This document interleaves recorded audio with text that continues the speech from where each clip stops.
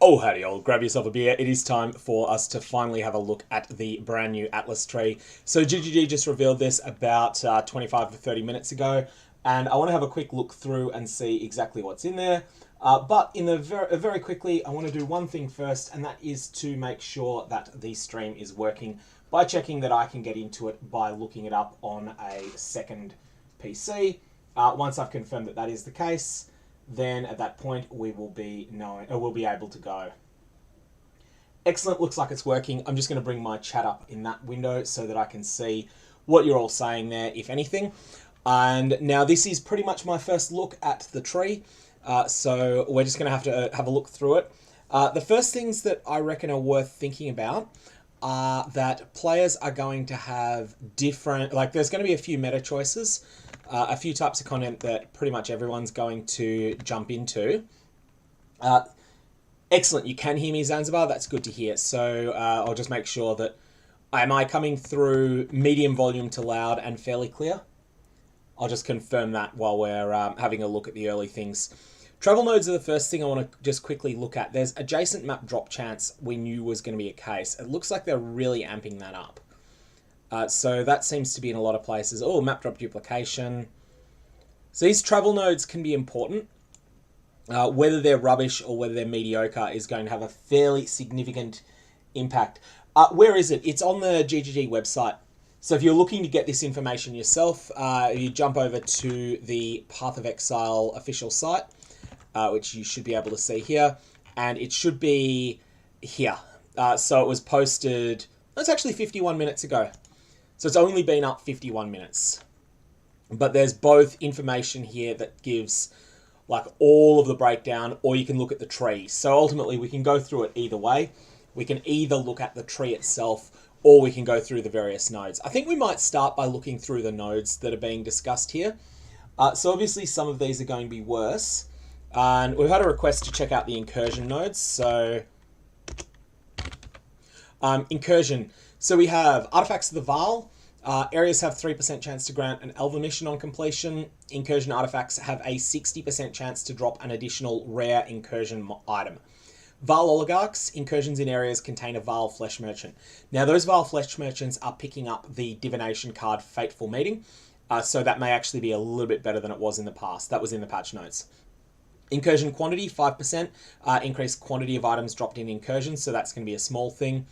And then we've got a couple of those. Then we've got Incursion Rare Chance. Rare monsters. Sorry, no, that's just a 20% chance to get an Incursion item. So that's just a third of the effect of Artifacts of the Vaal. That's just a worse version of that. And there's 2 of them, so you get 100%. That's interesting. That means that every Elven mission you run is going to give you 3, assuming that you kill an Architect in every area, which you probably will.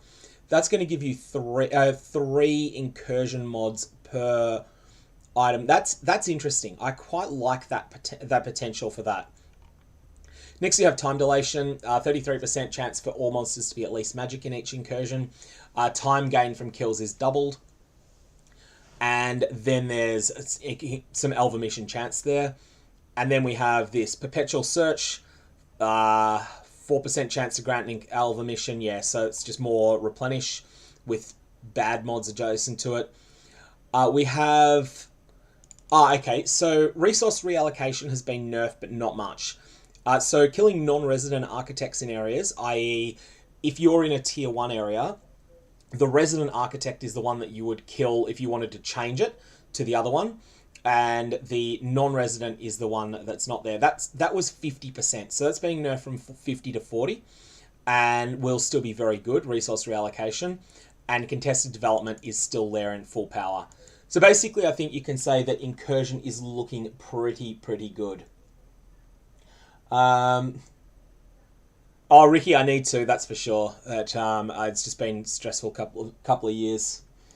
And let's have a look, see at the other sorts of stuff that's coming up in here. Well, I think let's go from the top down. That'll be the way to do it. We'll go from the top down, and then we'll have a look at the texture of the tree, the shape of it. So firstly, Abyssal Army is here. Abyssal Army is so underrated. This is so much better than people give it credit for. 50% increased experience is a lot. And Abysses spawning 100% increased monsters. This stacks so well with Scarabs, and it means that suddenly Abysses can just become this massive source of extra packs on the tree. I really like this node, and I'm really liking the fact that it's going to have a much lower opportunity cost to take. Let's get a sense as to how much that is going to cost to take. So this is Abyssal Army. It's not on the bottom. Oh, here it is. So this is where it is. I don't know how good a spot this is going to be, but we've got a couple of percentage chances to get an Abyss. It's close to Votive Horde, which is not good at all. But Abyss itself is just a really, oh, sorry, the Abyssal Army node is really good. So I do like that as an option, even though I don't think it's necessarily all that great. Sorry, it's not necessarily that all of the other mods near it are great. Now, let's have a look, see. Yeah, Votive Horde is rubbish. Abyssal Chance is fine. Underground Kingdom, plus 1% chance to contain an Abyss per 2% increased pack size. This is really strong. Really strong. And again, that's going to depend where that is on the map. So let's go Underground.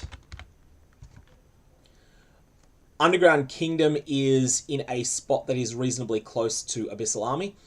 So they go together well. And Abysses in areas spawn increased monsters as well. Lots of synergy for Abyss juicing here. And whilst this hasn't been that popular a strategy, it was very viable in 3, 13, 14, 15, 16. Awakened Depths, increased chances to have liches. So this is, I think, 50% increased chance to lead to a Depths. I think that was 100% previously. So that's nerfed, but it's not. It's certainly not rubbish. Lightless Legion is still here at almost full power. This used to be 50, it's now 30%. That's still pretty strong, especially given, again, much lower opportunity cost than it used to have. Depth scenarios have more pack size. Okay, so I'm wrong on that. Actually, Lightless Legion is fine because you've got these Abyss Monster Count packs here. So, and you've got additional chance to get to an Abyssal Depths. So this is the Abyssal Depths cluster, similar to something that existed on the... Similar to something that existed on the old passive trees as well, and before the merge. So this is more of a 3, 13, 14, 15 Atlas setup than a 316. There was a separate cluster for Abyssal Depths and a separate cluster for Abyss monsters, and this is looking pretty solid here. Corrupted Gaze is interesting. Now, what we don't know here is exactly what Corrupted Gaze means. The way that I read this, and I could be wrong on this, but I read this to mean 2 prefixes, 2 suffixes, and 1 to 2 vowel implicits. Other people read this as 2 or 3 prefixes and 3 suffixes, you know, that sort of 5 or 6 modifiers, but corrupted, so they've got 0 vowel implicits, but they've got more mods than would normally be found on an Abyss duel. That said, either way, I think this is pretty good. These will be well rolled because of the way that Abyss duels roll these days. This has a lot of potential, I think. With the new influences, you can have Abyss sockets on rares. That I haven't seen. That could be really strong. I think there's a lot of potential for this to be fantastic. Hey, thanks for the follow, Dwight.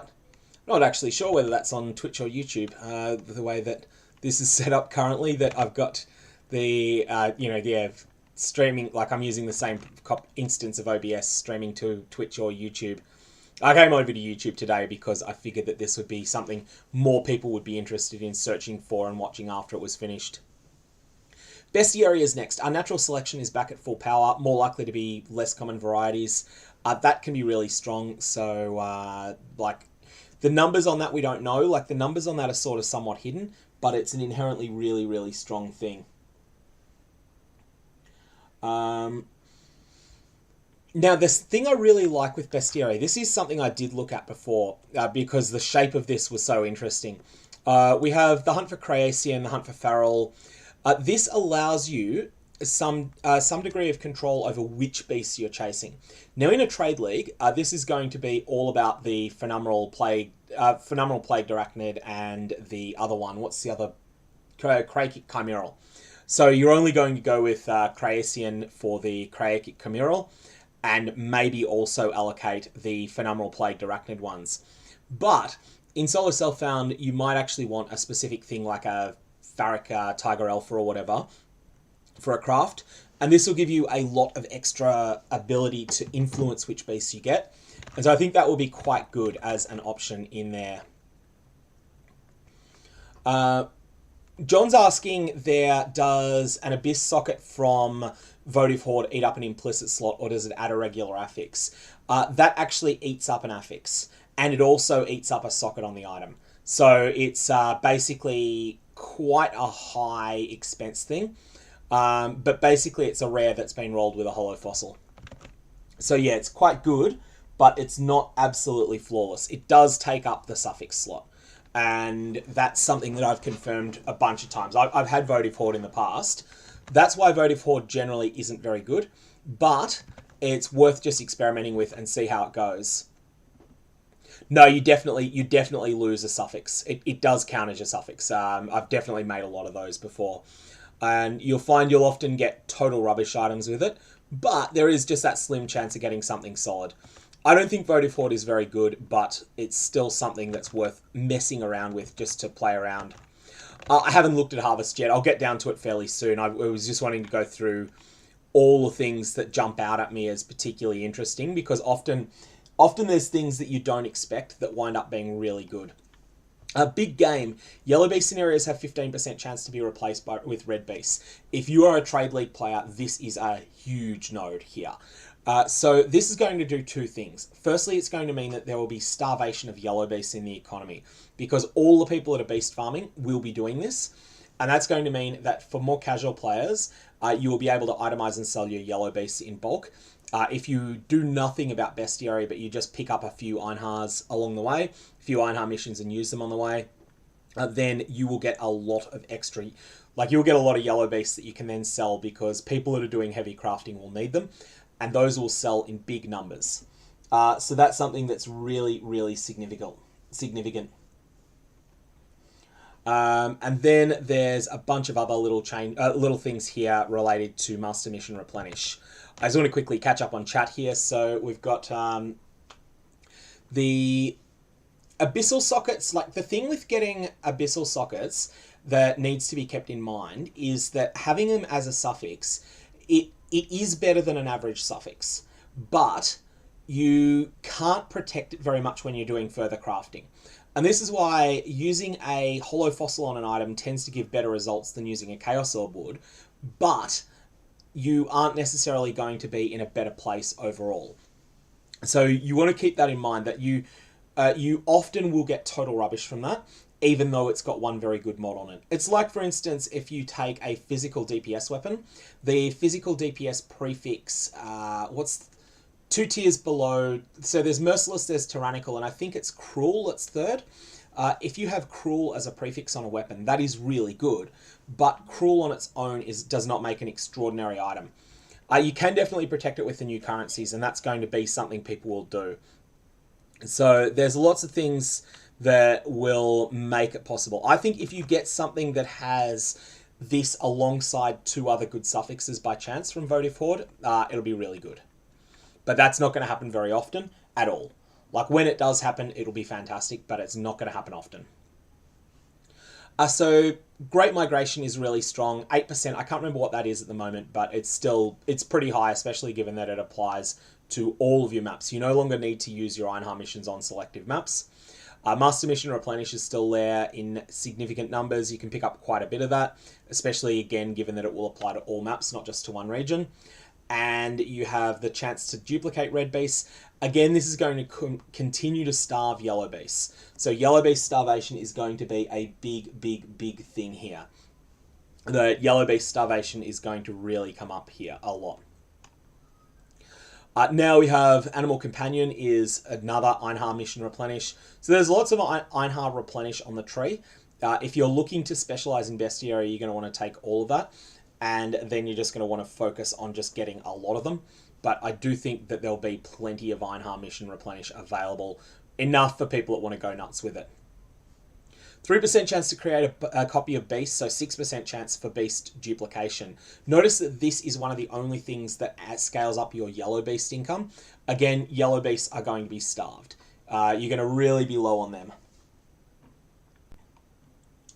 I think that, yeah, it is correct that these new currencies will be rarer than Exalts, but lots of currencies that are rarer than Exalts do get regularly used. Like, if you think of your Conqueror Exalts, Conqueror Exalts are used a lot in specific crafts. Now, I only had, I think I had 20 Exalts drop for me in the league, and I had maybe 3 Conqueror Exalts. So they're an order of magnitude rarer, roughly, than Exalts are. And they also don't drop outside specific content.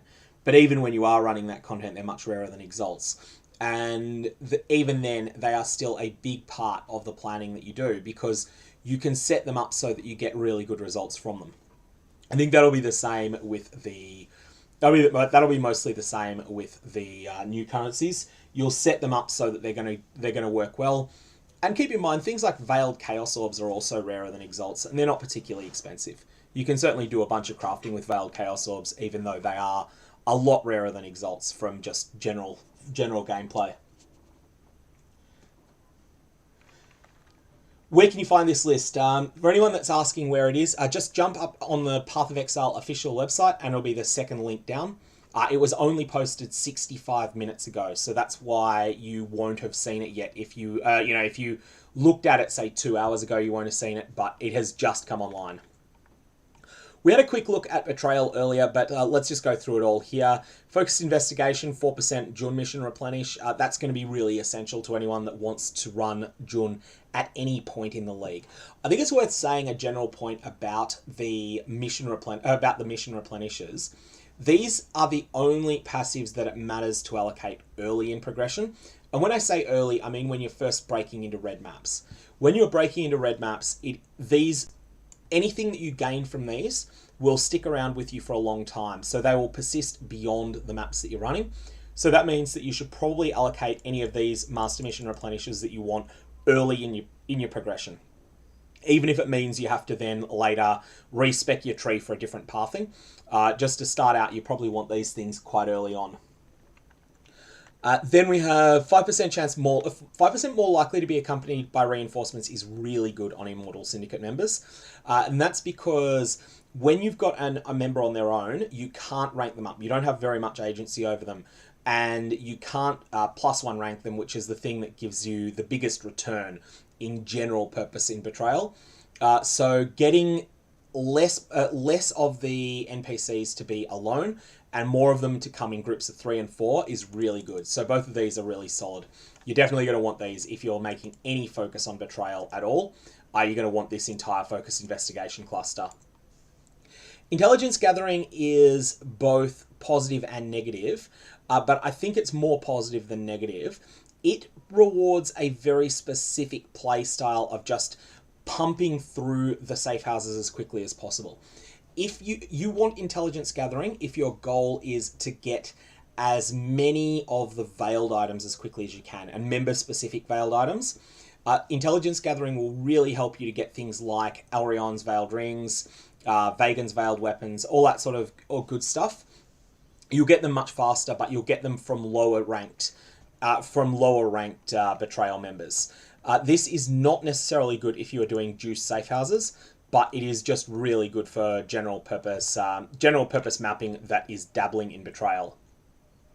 Just having a quick check to catch up on chat here. So if there's anything else that's really come up here of note. No, it's been pretty quiet so far. So having a look at the other things, more chance for Immortal Syndicate members in areas to be accompanied by reinforcements. Like I said, being accompanied by reinforcements is a positive thing. It does make the encounters more deadly though, and you should keep this in mind very early in the league. If you are still at the point that you're really struggling with Betrayal content, then you do not want to have these allocated. You just want to stay away from Betrayal nodes, with a possible exception of maybe just taking Focus Investigation and enduring the fact that you're more likely to die when intervention shows up in your maps. Okay, bribery I don't think is particularly all that good. I don't like having the increased chance to bargain for items. This is because bargain for items, broadly speaking, is one of the weaker reward options you can get. A lot of the other ones that modify the overall tree are better. That said, there are niche cases for this. And just to clarify, the deal on the the deal with the masteries is that they are a navigation aid only. So we'll just, because that's going to come up a lot in chat. This is something that I was confused by as well. So this incursion thing here, this is not an incursion mastery like it looks. What it is a navigation tool. While I'm hovering over this, it will cause this to light up because it's a similar type of content that it scales, and also causes this to light up because that's incursion, causes this to light up. But it's not actually a mastery like it appears. I certainly made that mistake, and that was clarified over on Reddit by Bex. So it is definitely the case. There are no Atlas masteries. Effective leadership is next, and again, this is really solid for picking up those veiled items that are attached to a specific mob, but also 100% more likely to be accompanied by their leader is really fantastic. There's a number of changes to Betrayal that are happening in 3.17 that will make it easier to get unwanted members out of leadership positions of safe houses, and also to rank up a desirable member that gets into a safe house early. In the past, if you had a situation where you had it that flared at rank 1 in your research wing, usually your best approach was just run a research safe house ASAP to get ITF out of that position. Whereas in this situation, you will be able to pull ITF into research encounters somewhat frequently, and then rank up ITF to level 3, and then take advantage of their benefits. So that's something that's going to get quite a bit better. Unique bosses should be the bosses of regular maps. So it should be a unique monster that is a map boss. That's what I believe it to be. But we'll have absolute clarification on that as we play around with things. So then we have a whole bunch of extra Betrayal mission chance. Again, really solid. Get these early if you can, because they will give you benefits that will last all league. Syndicate members have a increased chance to drop veiled items. Good early, less powerful late. Test of Loyalty is fantastic. 100% chance to gain an additional rank. This means that this is just going to be a must-take. If you're doing Betrayal, this is a must-take. And in fact, let me just find a pen and paper so that I can write down that this is in, well, pen and paper is in the form of a notepad. And we will then make sure that that is not coming up on the stream, because that would be annoying. It would look silly. And yes, that's correct. That's not working. Not coming up on stream. We are just going to note this as Betrayal Test of Loyalty. This. I'm just making a list of the very best of the Atlas passives, and then that's going to be really. That's just really strong. If you are doing anything related to Betrayal at all, this is phenomenal. And just a suggestion to take the travel nodes seriously, which I will do. Let's just have a quick look at those. Just a quick look at the various travel nodes on here. So we have the map duplication stuff that comes up a bit. There's the adjacent map drop chance, which is early. I really like the fact that we get adjacent map drop chance early in the Atlas, because this is the stat that helps the most early on. This lets you just fly through your progression upwards in the Atlas. It will really help you find all of the maps that you're missing early on. So I really do like that. And then we have the sort of middle of the Atlas seems to then shift to this slim chance for maps to duplicate, which I think is mostly going to be rubbish. But yeah, I think these are the 10 strength nodes of the Atlas. 0.5% is not much. It's not nothing. And then we have 2% increased effect of modifiers on non-unique maps, which is a huge deal. This will increase pack size considerably. It will increase the quantity of maps significantly, but it will also have a number of really significant drawbacks as well. And an additional random map boss, that's cool. So yeah, that's interesting. There's a whole lot of interesting stuff there in the travel nodes. I'm just looking if anything else is around, but no, it mostly looks like the same. So the ones near the top are really good. The 2% increased effect of modifiers on non-unique maps. They're also going to be really dangerous. Map duplication is meh, and adjacent maps are available when you need them, which is really good to see. Just quickly catching up on chat here. So let's have a quick see if there's anything that's... YouTube stream stream manager is playing up at the moment, so we are losing things here. Just chat was playing up there.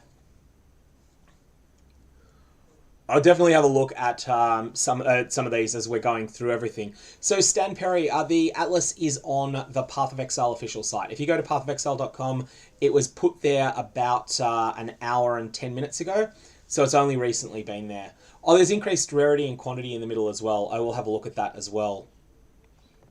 Strongboxes I have not yet got to. I'm just going down the list for starters and just having a quick look. I've been... maps dropped in areas have 4% chance to be higher tier. That's actually... Oh, that's actually a special notable here.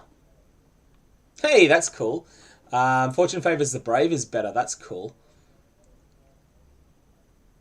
And yeah, 25% increased chance to be favoured maps. So lots of good stuff in the center there towards the Atlas stuff. So this is what he's talking about. Yeah, item quantity in areas. Okay, that's cool. So there's the item quantity section. 1% increased item quantity found in areas. That's going to be other solid points as well. There's really quite a lot of good stuff in the middle there. Amplified Energies is still around. So anyways, let's go back to working our way through the list at the moment. And we have Fiendish Opulence. Rare Beyond Demons in areas have a 25% chance to drop an additional basic currency item. There was per demon before. I'm just trying to think of the exact numbers on that. I have a feeling that per diem on it at the moment is higher than that. Beyond, though, the key thing is going to be finding ways to get beyond, beyond chance onto maps. So we have Scent of Blood at full power, 3% chance to attract monsters from beyond. That only really is enough in conjunction with maps that already have a fair bit of beyond on them from other sources. 8% quantity of items dropped by beyond. Beyond Demons grant extra XP, which is exactly what people want beyond for usually. Torn Veil is extremely strong and is still at full power. So this is looking really strong. The first thing that comes to my mind is that Beyond in conjunction... So the Beyond nodes in conjunction with Beyond on the map device, in conjunction with Beyond on a map, in conjunction with all of the Abyss stacking stuff we were talking about before, is going to be absolutely crazy.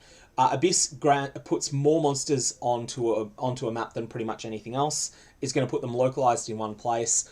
That is definitely going to be something that's worth seriously trying, and is going to be something that will reward builds that are extraordinary at damage projection and at least mediocre in single target. They don't need to be...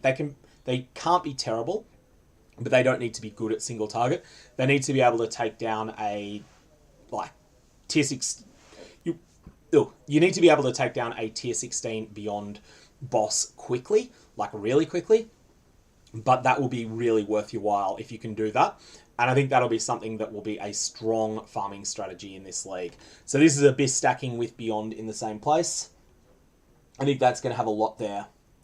Then we're just having a look through here at the other stuff that's available. So 5% chance to drop an additional... to spawn an additional Beyond Demon. So this will be... Instead of getting 4 monsters, you're going to get 4.05. That's not very good. You'll take it because it's necessary, and Torn Veil is so good that you're okay with the small nodes being bad.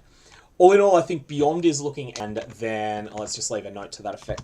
My Abyss and Beyond, exceptional and synergistic. That's obviously the Abysses on maps. That's not the Abyssal Depths. They don't get anything from Beyond. Okay, so let's have a look at Blight. We've got Epidemiology, which grants you an 80% more multiplier to chance of getting blighted maps. So according to some research that Grimro has done, it seems like this means that instead of 15% to get a blighted map, you're now 27%. This is very strong, and you definitely want to take it. Areas with Blight encounters have a 20% chance to contain an additional Blight encounter. That's really good as well. Blight chance is really good, yeah. I think basically everything here is really strong. This section of Blight looks really good. Not outstanding, but very solid. Blight also has distilled fungus with anointed jewelry items, sometimes drop, and oil extractors. Oil extractors, for those of you that didn't see it, these are something in the patch notes. These are a way to get some value out of an anointed jewelry item that is rubbish. And what they will do is they will destroy the anointed jewelry item and give one of the 3 oils that was required to make that anointed jewelry item at random. They probably cannot be used on corrupted items.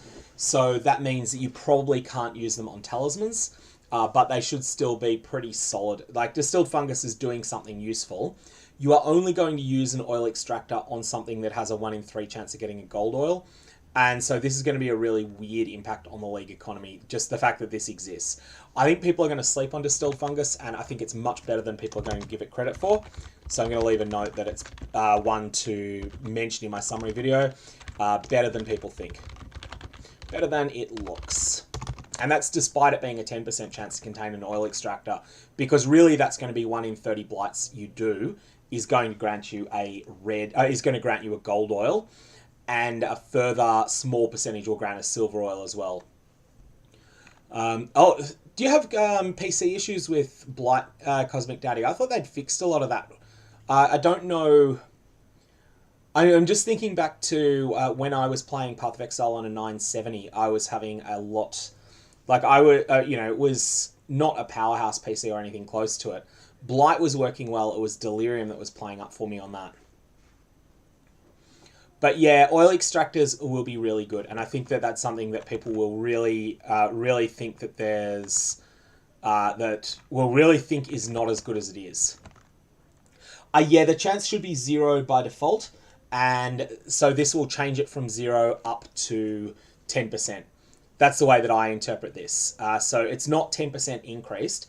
A lot of things on this say things like 30% increased chance. And what they mean is that if it was 20%, it's not going 20 to 50. It's going 20 to 20% plus 30% of 20%, which is 26%.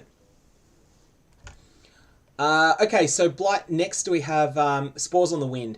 Maps found in areas. Now note that this is all of your maps now get this benefit. 3% chance for the areas to contain a Blight enchantment. So that's really significant. Hey, thanks for the follow. Again, I think that's over on Twitch. I might just turn off the stream alerts for the moment because I think it's all of the Twitch announcements that come up there instead of the YouTube ones, which is always a little bit strange because that person might not be on YouTube at the moment. They'll wind up getting thanked for it. So we've got the 3% chance to get an area contains a Blight encounter enchantment mod on every map that you drop across the entire atlas. This is quite a bit better than, I believe it was 5% in 3.16. This is quite a bit better when it's 3%, but it's for all your maps. Kind of like that. Lucky Blight chests are alright without being amazing, because it's only in 1 Blight chest. I think that's going to be, this entire cluster is going to be solid. And these maps with the Blight encounter enchantments are going to be quite useful. There will be a market for these, and so Spores on the Wind is worth considering. Depending where it is, Spores on the Wind might be worth taking even if you aren't doing Blight. So Spores on the Wind is here. It's a fair investment. Even if you are pathing past it, which a lot of people will be because the Searing Exarch and Synthesis nodes are probably must-takes. So even if you do take both of those, and therefore you're already taking this node, it's still going to be a 5-point investment. I think it's going to be a good choice, but far from a mandatory one. Yeah, Exotic Goods is gone, unfortunately. Exotic Goods is gone to the way of the dodo. It has gone splat. So let's have a look at Blightspawn. 25% chance to be 1 tier higher. So that is equivalent. Because you can 3-for-1 oils, and they tend to be pretty close to 3-for-1 prices. This is basically replacing all of your non-gold oils with something that's worth, well, you still get your 75% chance to get the old oil, 25% to get the, it's basically 50% more multiplier to all of your non-gold oils, but to your gold oils, it's no change. So this is pretty good. This is actually better than it looks. This is like 50% more oils on average. And yeah, I think people will definitely want to take this. It also comes with Blight encounters in areas containing up to 1 additional Blight boss. Up to 1, we don't know how much that means, so I'm not really going to give any sorts of thoughts on how good that's going to be. Blight chest chance is nice there, just 20% chance, that's all solid. Now let's have a look at the breach options. So someone's already commented that they thought the breach is getting hit hard. That we had a look at the immune response Blight passive. Let's just have a quick look at that, just to make sure I didn't miss anything important. You're right, I did miss immune response underneath distilled fungus, and this is going to give you a lot of... Yeah, immune response is mandatory if you're playing if you're specializing in Blight in any way, shape, or form. If you think you are going to use any Blight Scarabs, you need to take immune response. It's just going to be really, really, really, really good for making your Blights faster. As well as that, builds that specialize in Blights, i.e. builds that are expecting to use some Blight Scarabs, will definitely gain a lot from this. Because you're going to be building a character that can cause corpse explosions. And so having more monsters and making them denser packed is just going to make things fantastic. As for people that have PC issues, this is definitely going to give your PC an immune cytokine storm. This is going to be really bad for that, because it's going to cause the monsters to spawn, well, twice as many monsters in 60% less time. That's potentially going to be 5 times as many monsters per second spawning, and that is going to be an absolute nightmare for your PC, I think. Blight also being next to the Beyond nodes is a really significant point that's been raised in chat, and that is, I'll just bring that up. So where were the Beyond points again? So Beyond, and we have, yeah, so we've got Torn Veil. That is a really synergistic location, isn't it? So you get Blight together. Beyond seems to be a real multiplier for a lot of these things, and I think a lot of players are going to want to take it for this reason. So let's just quickly put a note that Beyond and Blight also work together. I had that marked for Abyss as well, for a summary video, that these seem to have a lot of synergy with each other. The reason for people that aren't familiar with running Beyond on these encounters, the thing that makes Blight so good with it, or Abyss, is that it puts so many monsters into one location, and that is going to go crazy with it. For the people that are asking for a link, just go to the Path of Exile official site. It'll be the second thing down on their news section. It's only been there for about 2 hours. That's why if you were looking for it recently, you won't see it. Yeah, I usually stream on Twitch and post recorded content here, but sometimes I just like doing something different. I reach a different audience on YouTube. I actually reach a much bigger audience on YouTube, but YouTube viewers tend to prefer recorded, trimmed down content to live stuff, whereas Twitch people tend to prefer the interactive things. So I usually stream that way, but if I think something will have a bit of search engine appeal when I finish, then in that case I'll stream on YouTube instead. For early game Legion farming, you want damage projection and heavy damage. Like, it's one thing that's worked pretty well for early game Legion farming was the build that Grimro started 3.16 with. He put out a guide for it in 3.16. He said he's not updating it because it's not suited for bossing, but it's a build that uses Corrupting Fever and stacks that up, uses that to kill enemies, uses bleed explosions from the Gladiator Ascendancy, and uses initially uses wands, then transitions into using bows. Essence is not on the map device. Lab trials will probably be a bit better. What content is best for a low-end PC has been asked. That's a good question. I think it's more a question of what's actively bad for a low-end PC. Delirium is actively bad for a low-end PC. Then Beyond can be a bit sketchy sometimes. And what else is... Well, Delirium is the very worst. Delirium is the one to definitely miss out on. Yeah, I think there'll be a big change for solo self-found players as to what they're going to go with. So let's have a quick look through the breach section. We've got Flash Breach. breaches in areas have 30% AoE density and open and close 50% faster. This is good at the moment. And we've got all of the various breach modifiers, 1% chance, and then 8% increased magic monsters is really good as well. We have this sort of special breach one that was teased this morning. Breaches in areas have a 2% chance to be visited by a new breach boss. Someone pointed out, and you can't unsee this, Zesht Ula, the open hand. This is a little bit of Zoth in the name, X, Esh, a little bit of Tull in the T-U-L, a bit of Ulnatol in the UL, and then a little bit of Chayula in the LA. So it's like they've just taken this amalgam of all the breaches and just squished it together and wound up with Zesht Ula. 20% chance to contain a hand of Zesht Ula. So those will be those are like the existing Tull's clasped hand and the like that drop splinters and possibly a divination card or whatever. Those will drop all of the different splinter types. When you fight Zesht Ula, won't do anything on its own, I think, but oh, hang on. I think there is something that says Zesht Ula can drop full breach stones. I do know that. But you'll need to actually destroy Zesht Ula, not just damage them down. You'll need to actually drive them off. 4% chance to contain breaches is a big deal. 10% chance to get splinters, but only from hands, is neither here nor there. That is not very good. Breach splinter chest splinter quantity is not very good. 8% magic monsters. 8% magic monsters is pretty good. Breaches in areas, 70% chance to increase chance to contain a boss. Again, this means that this is not 10% becomes 80%. This is 10% becomes 17%. I'm not sure it is 10%, but it's a multiplying factor. It multiplies by 1.7. So it's not absolutely fantastic. Yeah, that's a very good point. A lot of the things that people are saying here about the farming of bosses and particularly Guardians is a really good idea on a lower end PC. And, you can actually run the Guardian maps as well. So Keeson's saying blast maps and sell Guardian maps. I think actually blast the Guardian maps too, if your characters gets powerful enough to do it. Because the Guardian fights are not very performance intensive at all, that's definitely an option. Legion is another example of something that can be a bit sketchy on PCs.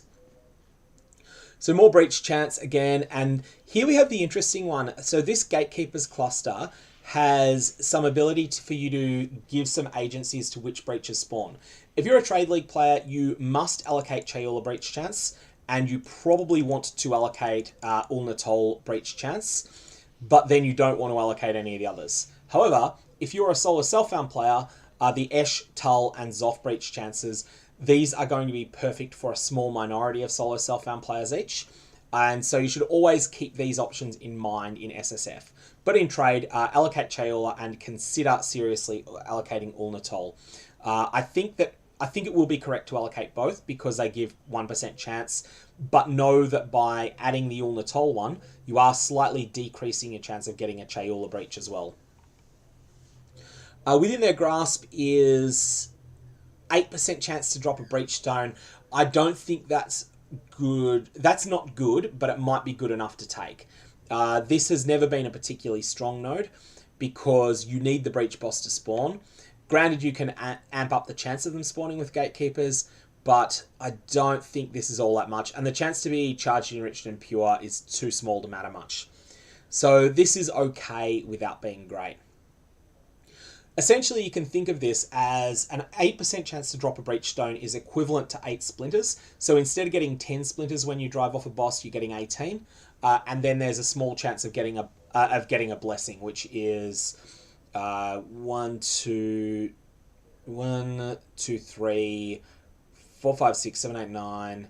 18% chance. 18% chance to get a blessing, and that's essentially the way that you would value that. I don't think it's particularly great there, but it's sort of okay. So Nimrock's saying that they think that it's 5% chance to get a breach boss, so that means that 5% becomes 8.5. If that's correct, then yeah, that's like adding a breach boss to 3.5% of your maps. Sorry, to 3.5% of your breaches is just not that big a deal. And what else does this give you? It does give you double splinters though.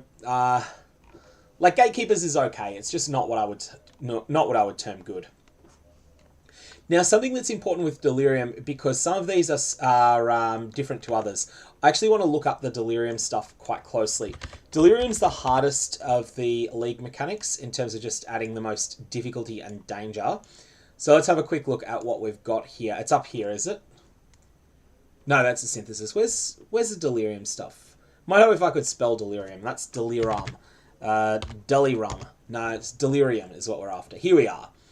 Okay, so there's actually quite a few spots for it. And that's going to be important. That which you seek is Mirror of Delirium. Here we have Descending to Madness versus Singular Eternity, where you may want to take all of it, you may not. And then here we have Delusions of Persecution, increased chance. Yep. Pathological, maps found in areas, 3% chance to have Layers of Delirium. This is too good not to take. And we'll come to that in a sec when we're looking at it on the actual... Not on the map, but here. Delirium encounters in areas have 8% chance to generate 3 additional reward types is pretty good. Okay, so let's just go through all of these Delirium clusters quickly. Then I'll catch up on chat. Descending to Madness. Delirium in areas increases 50% faster with distance from the mirror. This is much better than it sounds. This causes you to spend more time at the super juicy 60, 70, 80, 90, 100% Delirium thresholds in a map. So this is much better than it looks and is a must-take if you want to specialize in Delirium mirrors in maps in any way, shape or form. And I think that most players are going to want to seriously consider taking this, whatever your Atlas strategy is. Obviously, the exception being people whose PC does not agree with Delirium content. Singular Eternity is next. Delirium fog in areas dissipates 25% slower and lasts 10 additional seconds. This is designed as a way to make Delirium lower pressure and is a strong option to consider early League. This is the sort of thing you might spec out of later, although we'll have to have a look at the texture of the tree to be certain on that. 1% chance to have a Mirror of Delirium by 3, that's a big deal. These are some of the best nodes on the entire tree, I would suggest, even though they're small nodes, because Delirium mirrors simply add so much value. A Delirium Fog dissipates slower is nice in conjunction with the Singular Eternity, give you a bit more time to get your way through a map. You can unspec those later on, again, once your character is super powerful. And then 8% total chance stack size for Simulacrum Splinters is useful. That's actually pretty strong. Compulsive Hoarder, 3 additional reward types with an 8% chance. So this is an average of 0.24 additional reward types. This is like going from a 20% Delirious map. 24% of the time you'll get the rewards of a 40% Delirious map from it. Compulsive Hoarder is a must-have if you are going to be trading for pre-Delirious maps from other players, and is worth considering if you're doing any other strategy involving Delirium. It's not a must-have if you're trying to get the Delirium mirror in maps, but if you are going to be trading in order to get Delirium layers on maps, then this is a must-have. Delusions of Persecution is 100% more likely to spawn unique bosses, 50% increased splinters from bosses, and increased chance to drop unique clusters. This is just fairly solid, as long as your character is powerful enough to beat Kosis, and and you're not just going to run from Kosis when he spawns. And you've also got Omniphobia as well, who's pretty much free Simulacrum Splinters when he spawns on a character that's powerful enough to do Delirium content. So Delusions of Persecution is pretty good. One thing that I am starting to think with Delirium here is that you might want to consider a middle tier mapping strategy, like a yellow tier mapping strategy, with some of these Delirium effects on it. I'm not sure that'll be a good idea, but I do think it might be worth testing. 3% chance for Layers of Delirium is really good. 3% chance for maps found in areas to have Layers of Delirium is incredible. So if you find 100 maps, this is basically going to give you 1 to 5 Delirium orbs already pre-applied to 3 of those maps. So if it's an average of 3 Delirium layers, this is like every 100 maps you find, getting 9 Delirium orbs. Now, you don't have the agency to put them on your best maps, but this is a huge boost to the amount of value you're getting from map drops. And I think Pathological is so good that every strategy that is likely to generate a lot of map drops needs to take it. It doesn't matter whether you care about Delirium or not. And let's just find out where it is again on the tree. It's here, and how does that connect? It connects poorly. So it's going to cost you 1, 2, 3, 4, 5 points, assuming that you're taking this area. It doesn't matter. Take it. For 5 points, take that. It's too good not to take. That thing is absolutely amazing. So I'll catch up on chat in a sec. Just on the respecs, you can buy the respec orbs for 2 regrets.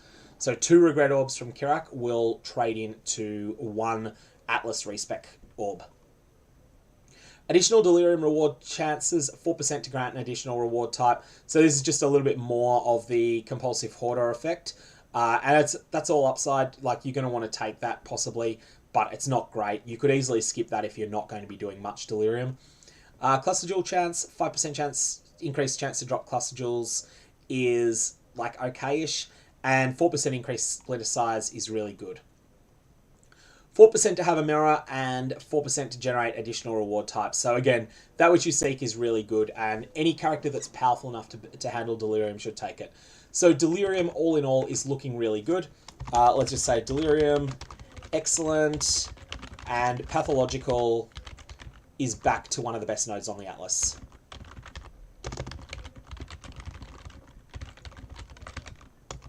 So that was Pathological, its history, just so people know. This is the one that causes maps to sometimes drop pre-Delirious. In 3.13, this was only in the Lexajoris cluster and was 10%. Now, Lexajoris was a bad cluster in 3.13, but it was, sorry, bad octant, but it was so good, Pathological was so good that it ended up being nerfed to 5% the next league anyway, because it was arguably the second best node on the entire Atlas then. Even at 5%, it was still one of the best nodes on the Atlas, but that was only applying to 1/8 of your maps for a period, then 1/4. No, well, it wasn't in 3.16, was it? So it was only applying to 1/8 of your maps at 5%, and it was still good. Now it's going to apply to every map you run. All right, let's catch up on chat after all of that discussion, because that was there's a whole lot of stuff that was worth saying there. So yeah, I agree the Delirium bosses can be lethal.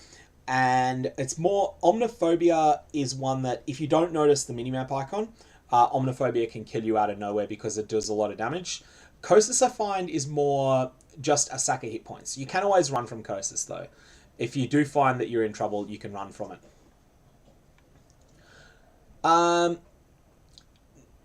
Now, just having a quick look. Yeah, so Marcelo, this has been out about 2 hours. It's on the Path of Exile official website as well. I do think that they have gone for some synergy in the layout. It seems like the things that augment your existing maps seem to mostly be in the same place on the tree, whereas things that allow access to different content seem to be in different spots. As for Atlas customization and the Kirak crafts, that is a good question. I think that the fact that you can deterministically add Beyond to a map is a huge deal. That's something that we're definitely going to have to pay attention to. That's going to be a big factor in terms of getting your various options. Like having Beyond on the map Beyond on the map device is going to mean that you can rely upon Beyond working, which is then going to mean that concentration of monsters matters more than absolute number of monsters. And that's going to be interesting. I actually think Regrets might be 2 Chaos this league. And that's something that's really going to come up. And just having a quick look, yeah, Abyss is available, and there's lots of stuff there. So bounty target pack, we're going to have to learn that one, Elbriso. That's something that we don't know. Fury Whip, yeah, I was just having a look at the Blighted clusters before, and my initial thoughts on the Blighted clusters were that they're looking fairly solid and work really well with Beyond. So that nowadays, Blight clusters lots of monsters together. The Blight options are fairly solid, and also that will then synergize really well with Beyond, which is nearby. So you can actually get a lot of cross-pollination, if you like, between those two things. Johnny is raising the Divination cards that give regrets. I don't recommend farming those because they are rare. If they weren't rare, then yeah, I'd agree. If you want to farm regret orbs in this league, do it in Heist. Heist drops so many. And I think Black Omega is correct that none of the mods appear to affect blighted maps. All right, so let's have another quick look. We'll keep going down. So we've just finished the Delirium section, and Delirium looks so strong. Like, I think Pathological is the first node that is that we've passed that is an absolute must-take on every Atlas. No ifs, no buts, no maybes. Mining byproducts gives a chance to give you extra azurite in addition to your sulfite. And that is something. This is going to be something. I want to check where it is on the tree, but this is something that could be really good for a specific use case. And I'll go through what that is in a sec. Okay, mining byproducts is reasonably close to the center. If you're close to this, this is something you're going to want to spec into when you are starting your delve experience. Assuming that you want to delve in the league, because obviously not everyone's going to want to. Lots of us will have had enough delve in endless delve. But if you want to delve, getting early azurite helps a lot. And so just finding like a stack of 1600 azurite is going to solve all of your early league sulfite capacity problems, and it's going to get your darkness resistance to sort of positive 30 early on. It's going to get you basically just catapulted forward in delve progression. That's where I think mining byproducts shines. Late league, I don't think it's very good, but it does do something pseudo useful at least. So we'll have a look through here on the rest of stuff. So there's increased chances to get, increased quantity of sulfite. Every delve-oriented character is going to want this cluster for delve sulfite quantity anyway. So mining byproducts is just a bit of a bonus. You can still use the azurite. You can still convert it into resonators and then sell those resonators to other players. Mad Devotion is one of those nodes you might want to take really early. This goes for all of the Master Mission Replenish nodes. The earlier you take these, the more they will benefit you over the league, which is not necessarily true for something like a Blight node. A Blight node starts benefiting you once you actually start focusing on really running Blights, whereas Mad Devotion, if you get this early in Atlas progression, then you can take advantage of it and you can finish your Atlas progression with lots and lots of Nico missions. Maybe you haven't used any of them yet, but then at that point, you go and allocate mining byproducts and you go and start the delve mines, and you are really in a good place to get started quickly. Sulfite Infusion is still here. Again, this is something that will work pretty well for just giving a bunch of passive sulfite. This is more for people that mostly see themselves as mappers, but that are willing to do a bit of delve on the side. This is probably one of the best nodes for it, and it's exactly the same as it used to be. Also comes with Master Mission Replenish, which is great. Guarded Hordes has the sulfite hoarding monsters and 5% chance to gain double sulfite. This is a must-have if you're running delve content aggressively, but it's something you only care about if you are intending to really push hard. Packed with Energy is fun. So this is, I'm just checking if it's still the same. 15% increased movement speed for each Voltoxic, Sulfite Vein, or chest found in areas. This will just mean that using a Nico mission will give you a huge boost to move speed. It'll also make your character do more damage. You might even see a situation where people, now that you can get this on all your maps, this I believe can be used on Guardian maps now, and that's going to be a big deal. You can use this to make Guardian maps easier, and I think, assuming I'm right on that. Can anyone confirm Guardian maps should be... when I say Guardian map, I mean something like a Guardian of the Hydra, Maze of the Minotaur, or something like that. Will this benefit that? I'm really not sure on that front, because that's something that I think is worth having a bit of a think. And I'm just having a quick look through the chat so far. Yeah, I'm just going through I'm just going through it in the order that appears on the GGG site, which is tough. So what do we found so far that looks great? I think that Abyss is looking really good now that it's on every map, and that it's also able to synergize with so much other stuff. The Beyond section is looking great. The Betrayal is niche, Delve is niche, and then there's the Delirium stuff. Delirium's Pathological is the first node that I say everyone needs to take. So yeah, we're just going to have to work out how exactly this Packed with Energy works. If you get this benefit when you force Nico onto, say, a Guardian of the Hydra, that could be really significant as just a little boost of extra power early on when your character is still progressing through the Atlas and progressing through some of the side content that might be really useful for you for bossing. So we'll experiment with that and find out whether it works or not. Okay, so Elder Slayers. Conquered Conquerors, 25% increased chance to drop a Conqueror's Exalted Orb. Remember, this is not 3% becomes 28%. This is 3% becomes 3.75%. I don't think that this line is nearly as good as it sounds. Unique bosses have 25% increased chance to drop a Conqueror map. Not sure whether this is 4% to 5%, which is kind of what I expect it might be, or whether it's 2% to 2.5%.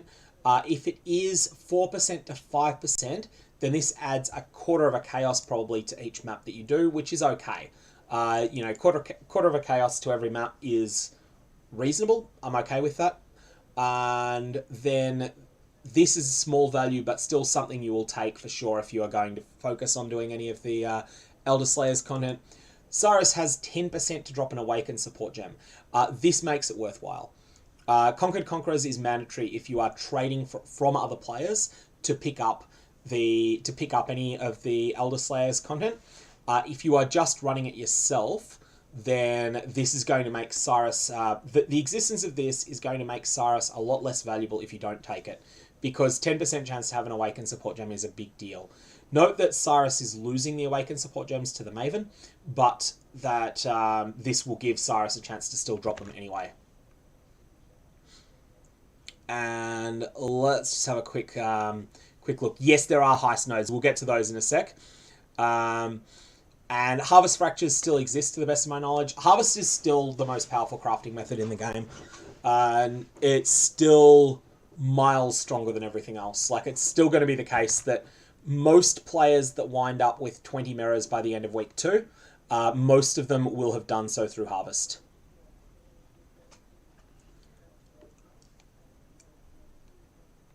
I believe a unique boss in this context is just a map boss. So Marshaled Forces is next. 20% increased quantity of items found in Conqueror maps. This seems pretty solid. It's like 20% quantity is a lot. And then you've got Conqueror maps having increased pack size. You can chain Conqueror maps, and I think that people who take this cluster will do so. And then these Eldritch bosses have a 20% chance to drop a Conqueror map is pretty meaningful as well. This is the Elder, this is Uber Elder, this is the 4 new bosses. So not just the Searing Exarch tier, but also the lesser tier, their lieutenants. So we just have a look at these. I think this cluster was over here, wasn't it? Conquered Conquerors, and then we have Marshaled Forces. Eldritch bosses are the Searing Exarch, Black Star, Eater of Worlds, Infinite Hunger, and the Elder. So that's the sort of things that we've got going for us there. I think that this Cyrus cluster is good enough that people are probably going to... If you are not going to take this cluster, you should probably sell most of your Elder Slayers related content. And this is a Trade League perspective here. If you're not taking this cluster, you should probably sell your Baran maps and the like to people that do. Obviously do 1 or 2 of them just for a bit of fun. But if you start getting a lot of them over time, then you probably want to start selling them off. Or alternately, you could spec into this cluster, then run all of your Elder Slayers content, then unspec it. I think that'll be something people will do quite a bit with these sorts of things that relate to specific maps. The Eldritch bosses having a 20% chance to drop a Conqueror map is a bonus. It's a meaningful bonus, but it's a pretty small one. Martial Forces is mostly for the other things on it. Essence is next, and Essences are getting buffed, I think. Although there's no access to Essence on the map device, it does look like there's a lot happening here. So Crystal Resonance is really strong. This one we discussed on the YouTube channel earlier, that monsters imprisoned by a Shrieking Essence in areas are duplicated when released. Corrupting imprisoned monsters can't release them. So this is essentially a doubling of the value of your Shrieking Essences, which you will get a lot of because we have something that comes up later that will demonstrate why that's the case. And then Corrupting imprisoned monsters in areas cannot release them is a roughly 33.3% more multiplier to the effectiveness of your Remnants of Corruption. So both of these are good effects, and having them together is even better. So this cluster is great. They're coming with chances to have an additional essence is kind of scary, because essences are monster hit point multipliers. This can really push the numbers of things up to crazy levels. Remnants of corruption are also more common now as well with the crystal resonance pool. So let's find out where this essence pack is. So is this the one that we're looking at now? Crystal resonance is here, and yeah, there's lots of different essence clusters, but it's here. You can pick up this chances to get a remnant of corruption, which is a really big deal because you always run out of them otherwise. And so yeah, essences I think are looking really solid early on. I will catch up on chat in a sec. I'll just go through all the essences first, then we'll go and catch up with all of chat. So imprisoned monsters in areas have a 15% chance to contain 3 additional essences is super rippy. This is going to create some monsters that are ridiculously tanky. Crystal Lattice is going to be worth taking if you can handle it, but you'll want to be aware that this is going to create some monsters you cannot kill. This is going to cause some monsters that might regenerate 5 million life a second, and that's going to be because they might have a 250 million health and also have the fast regen monster mod on them. And that's just because each additional lattice multiplies their health. So, you know, going from 5 essences to 6 is a big jump. And this adds 3, which is going to be crazy. I think Crystal Lattice is something to spec into and try, but be willing to unspec this cluster if it ends up as a disaster. Amplified Energies is bonkers, +1 tier on all essences in all your maps. So this is basically all of Haywire. This is the Haywire effect, except it's applied to every map you're doing, whether it's Haywire or not. And you also get access to the other effects. So you've got Prolific Essence, which is areas contain an additional essence. Essences are looking really strong. I'm going to put a note to myself for the summary video. Essence, probably better than 313 to 316 era. Despite having no access to the map mod, your essences are going to be crazy. You're going to have heaps of them around, and there's also this chance for monsters to drop an item with an essence modifier, which I'm kind of keen to see whether that can includes ever any of the special ones. That'll be something to pay attention to. All right, let's catch up on chat quickly. So, do I think you should focus on Incursion or Betrayal? I can't answer yet. Betrayal looks solid, but it isn't much different to previous leagues. Incursion I haven't looked at as yet, so I'm not really in a position to say anything yet. Yeah, definitely remember the 6+ essence monsters, and we're going to be able to get 8 now. So that could be pretty crazy. It could indeed be a diluted. Sort of diluted market in trade league, and that's something that we're just going to have to find out in trade. But I do think that there's pretty incredible demand for essences early on from people just looking to get something that's serviceable to get started mapping, but also later on. There is still demand later on for essences, and that's because there'll be there's 2 things. Firstly, there'll be people who are looking to buy an enormous amount of bad essences that they can then use the harvest, change a stack of essences into another on, and they'll just find a bunch of those crafts while they're running harvests, and they'll want to use that on a stack of 9 deafening essences that are undesirable. So that's going to be one factor. The second factor is that there are a number of top-end crafts, like the Alashar Warlord Axe method, that for crafting one-handed weapons, that use a staggering amount of the same essence. So the Alashar method, I think, on average takes like 60 deafening essences of contempt per hit on average. 60 deafening essences of contempt, and then 6 exalts and a few annuls and other things. Like, it's fairly expensive craft, but it creates some truly staggering weapons, and that is something that will be a tremendous sink of deafening essences of contempt. Then you have the people that are trying to fracture a specific mod from an essence. They're going to use heaps of them. All sorts of things are going to use heaps and heaps. We do not have essence as a Kirak mod. But that said, it's still going to be really strong. And it's also going to be something you can respec out of. Exotic good is indeed gone.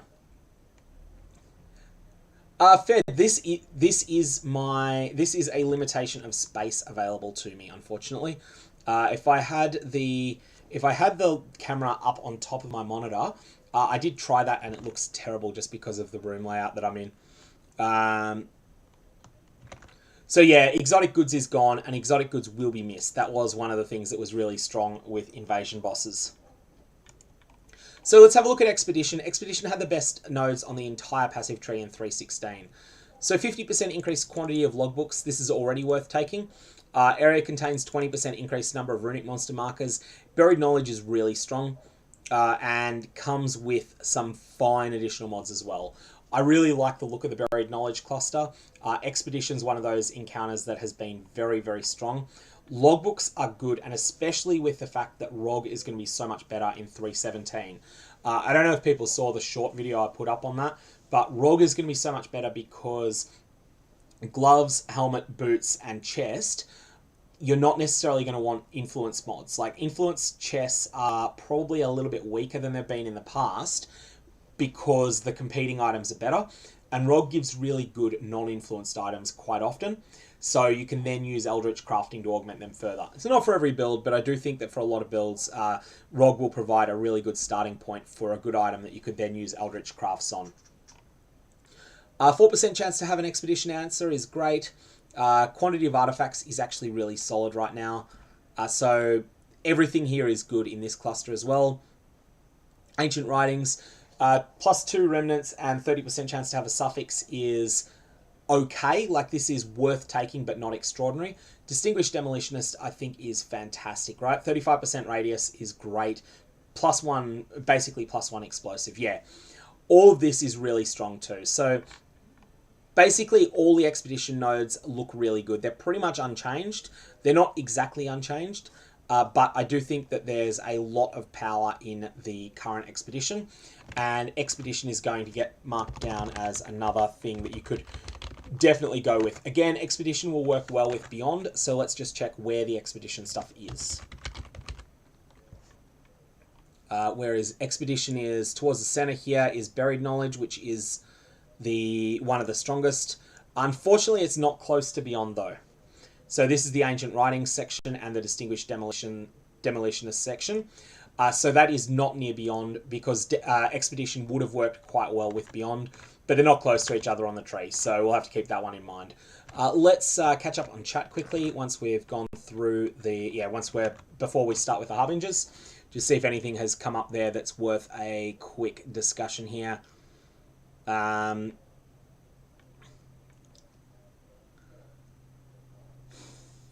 Yeah, so Toxic Rain is 20% worse than it was, which is still fine because Toxic Rain was really, really strong. Rare Monster Duplication in the center. Yes, I did see that, and that looked really good in terms of general things. And so I think there's a lot there coming at the moment. Harvest nodes I'm not up to yet, but I'm getting close to it. Betrayal looks solid, but not mandatory for everyone to take. So I think, yeah, that everything is looking pretty solid in the Expedition section, but it's not necessarily absolutely mandatory or anything. It just looks fantastic. Yeah, we'll do some sort of mock-up afterwards. The cost to respec nodes is 2 regret orbs per point that you want to respec. Kirak is going to sell a new currency, which is just the familiar Orb of Unmaking. He's going to sell those for 2 regrets. Harbingers. Harbingers in areas have a 25% chance to be replaced by a powerful Harbinger boss. We know that to be a fairly good node.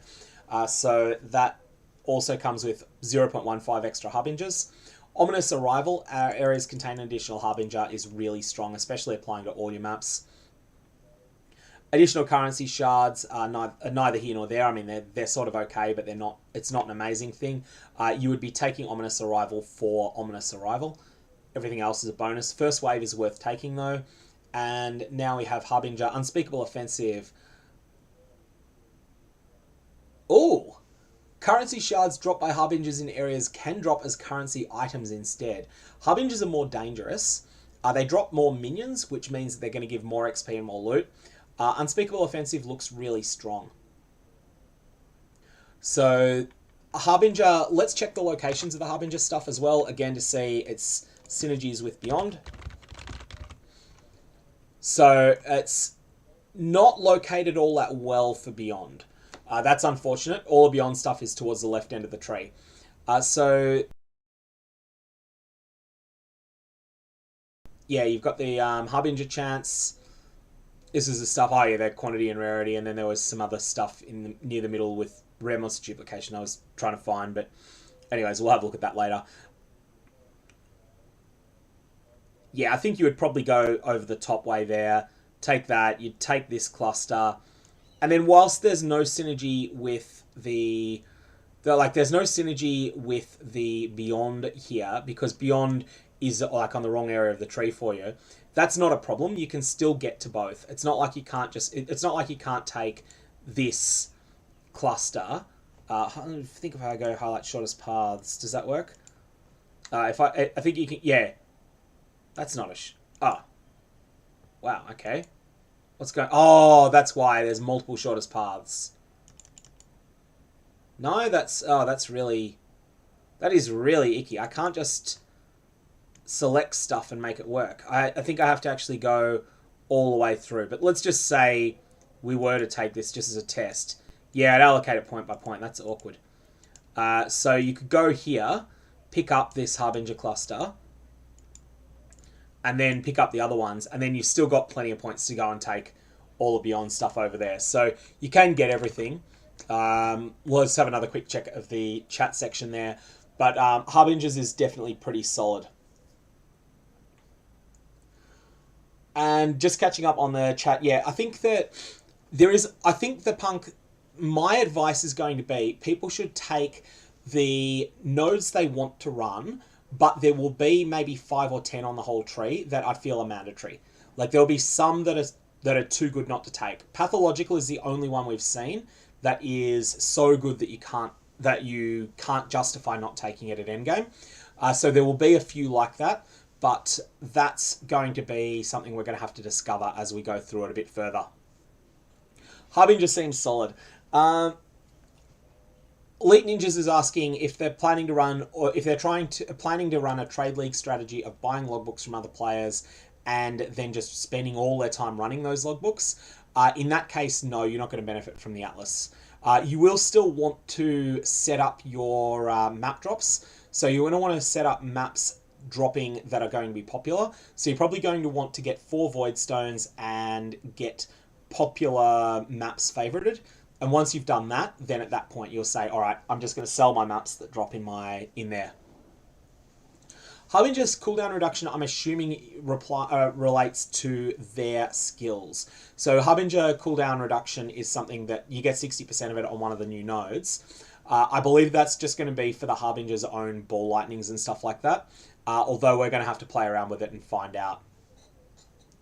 Core chance of running into a mechanic should be 8% for all of them except Delirium, which will be 4% to start with. And then that will come up.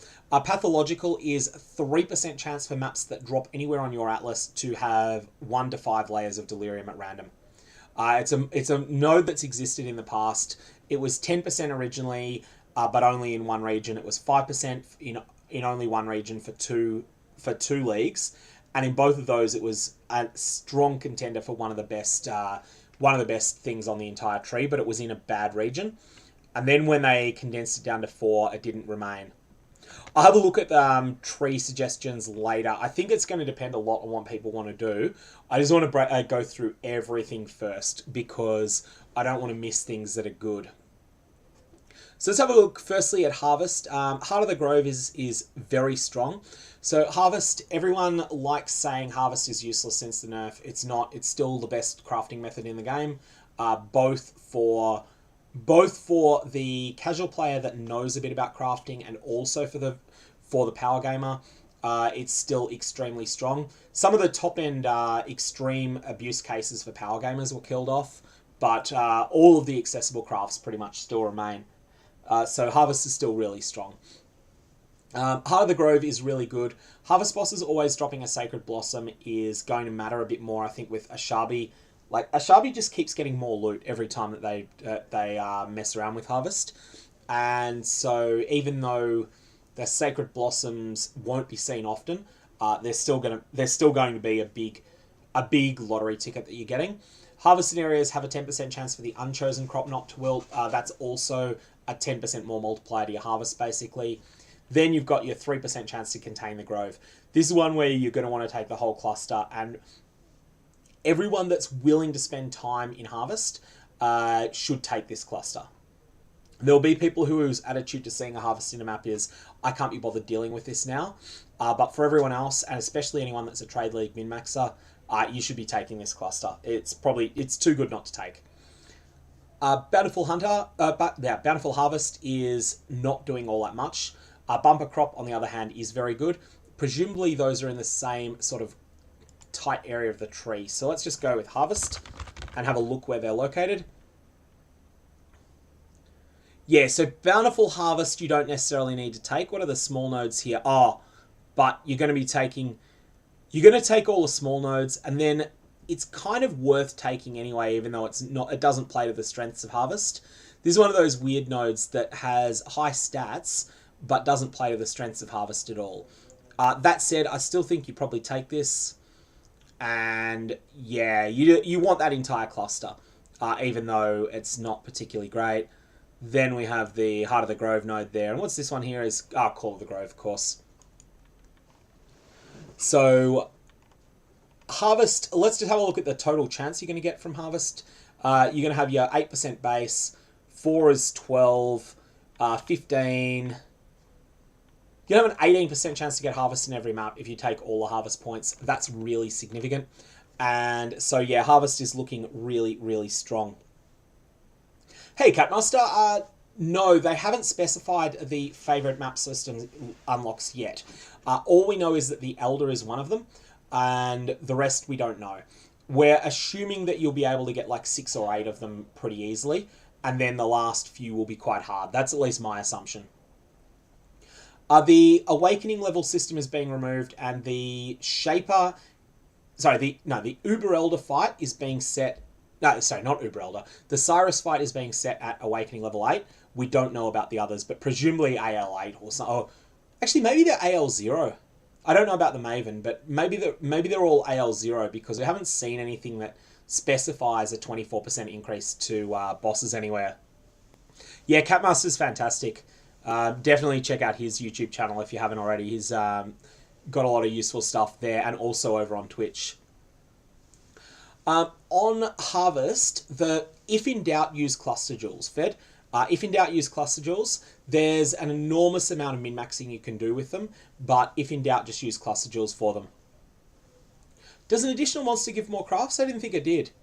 If Javier Casanova's just saying there that they think an additional monster grants more crafts, I'm not sure if that's right. If it is, then yeah, then in that case, you definitely want to take that node. And then you're going to be getting a Harvest in every 5.5 maps, which is going to be really significant. So the trailer said the first 2 challenges for unlocking favorites were a tier 16 map and defeat an Elder Guardian. So those should be pretty accessible. We'll have to find that out there. Yeah, Chris did say that Cyrus is going to be AL8. So let's have a look at the Heist section. Heist is something that I think might be worth running contracts and blueprints a lot. Just like someone before was saying that they were planning to spend a lot of time running expedition logbooks. Running Heist content is going to be pretty lucrative in this league. I think there's 2 reasons for that. The first one is that the Atlas is shiny and new, and so all of the people that are just going to play what's shiny and new will be focused on the Atlas and the new bosses, but they're going to want gear that only drops in Heist. The second reason that Heist is looking really good in this league is that Endless Heist just happened, and Endless Heist was something that only the people that really liked Heist played, and Endless Heist had a bunch of issues with it that meant that a bunch of those people got burnt out on Heist as a result. So the thing that's quite strong, a strong strategy in trade leagues is to play the content no one else is playing, and that's why I think Heist could be really, really lucrative this league. So all that said, we don't know what a bounty target pack is. There's a little bit of information on the, if we bring it up here, if we find the node, it will give us a little bit of that information here. It's not that one. It's not that one. It must be this one here. So these drop a large number of rogue markers and can drop a contract. Large number of rogue markers could be quite valuable, so we'll have to keep an eye on what those numbers look like. My advice is going to be early to maybe consider taking this if you are running a fast mapping strategy, whether you care about Heist or not. and then just sell all of your rogue markers off to people that are running heists. They will definitely have the money to buy them for quite a lot, so they will want them, and they will have a lot of currency to buy them from you. And so that's something that's worth considering there, but we can't really assess how good it's going to be. Casing the Joint is next, and this looks familiar, doesn't it? This looks like the old Inside Job node from Lyra Arthane, except this applies to everywhere. So Smuggler's Caches have 100% increased chance to drop blueprints. This is a big increase in the value of opening a Smuggler's Cache. So when you get a Smuggler's Cache, they're going to go from being like an average value of maybe 5C to an average value of maybe 7 with this. And blueprints that drop in areas have a 10% chance to be fully revealed. A blueprint that drops fully revealed is usually worth an exalt if it's a high-level blueprint, so that is really solid to see. And they will sell, but they will sell slowly. So just keep in mind, if you do allocate this, you're going to need to manually check your blueprints. I don't believe that loot filters can tell the difference between a blueprint that has 1 of 4 wings revealed and a blueprint that has 4 of 4 wings revealed. But the ones that are 4 of 4 wings revealed and also have like 32 or 32 minor rooms revealed should be at least an exalt, maybe actually more than that, because they cost a lot of heist coins to unveil those ones. 4% chance to get a Smuggler's Cache there takes it from 8 to 12%. So that's not as much as you could get in Lyra Arthane, but it applies to all your maps. So you're at 12%, whereas in Lyra Arthane you were at 18% previously. Secret Stash areas have 4% chance to contain a Smuggler's Cache. We're now up to 16%. That's good. 8% more blueprints found in areas. This replaces the Thorough mod that rolled on Lyra Arthane Watchstones. It's worse than the Thorough mod was, but it's still fine. Heist marker stack size is okay too. I think all of the heist things are solid. And the thing that's interesting with the heist nodes is that these are worth taking even if you don't care about running heist yourself. There is a strong market for heist materials. So if you're in that section of the player base that don't like heist, you could still seriously consider allocating all of these nodes and then just simply on-selling all of your heist stuff when you've got bulk. And that's something that people should definitely seriously consider. I'm going to put a note to myself on that for Expedition. Excellent. Heist. Good even if you don't run heist. Don't run heist. Bulk sell. So I'm just putting together some notes for when I do make a summary of this later. But that's certainly something that I think is pretty solid. I want to catch up on chat now. So let's just have a quick look-see at what we've got here. So we've got, yeah, well-rolled, Pat Wilson raises an excellent point. Well-rolled heist rares, plus the Eldritch crafting could be really solid also. Now this only applies to the chest piece, because that's the only thing that can accept, that is available from heist that can accept the Eldritch crafting on it. And I do think that there will be a lot more interest in the, what's the name of those, enchanted armaments heists. Blueprints that drop enchanted armaments will be much better as a result of the well-rolled items, because you can take a piece of chest armor from them that has it might be a 6-link, it may just be a 4-link or a 5-link, but they do often drop 6 links. But if it's got good mods on it, then that could be a really solid setup. FPS Steel says that they're a fan of Abyss and they're curious as to what it would be like to focus on Abyss on the Atlas. I think this is going to be a sleeper strong strategy of this league, is going to be to pick maps that have good divination card drops on them, force a lot of Abysses on them, both by use of the passive tree and also by use of Gilded Scarabs and Sextants once Sextants become available. And then you are going to want to run Beyond as well. You're going to want to have all the Beyond stuff. Instead of using Kirak's mod for Abyss, you're going to want to use Kirak's mod for Beyond. And then that's going to just add a staggering amount of extra monsters onto the map. And then all of those are going to be localized close together. As a result, you're just going to get heaps and heaps of monsters to kill. And potentially heaps of divination cards, especially if you are using Gilded or Winged Divination Scarabs.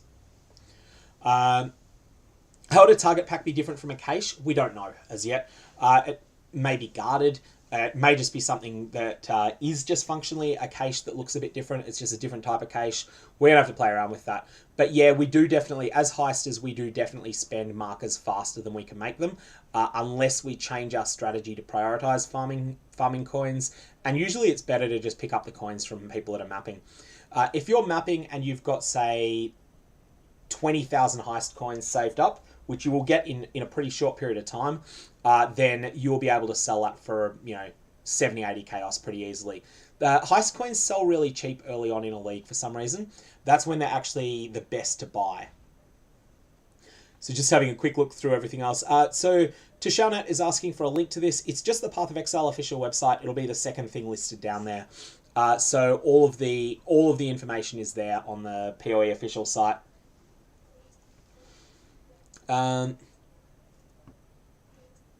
Yeah, and you can definitely sell all of your contracts as well. You should definitely sort out your contracts by the job that they require.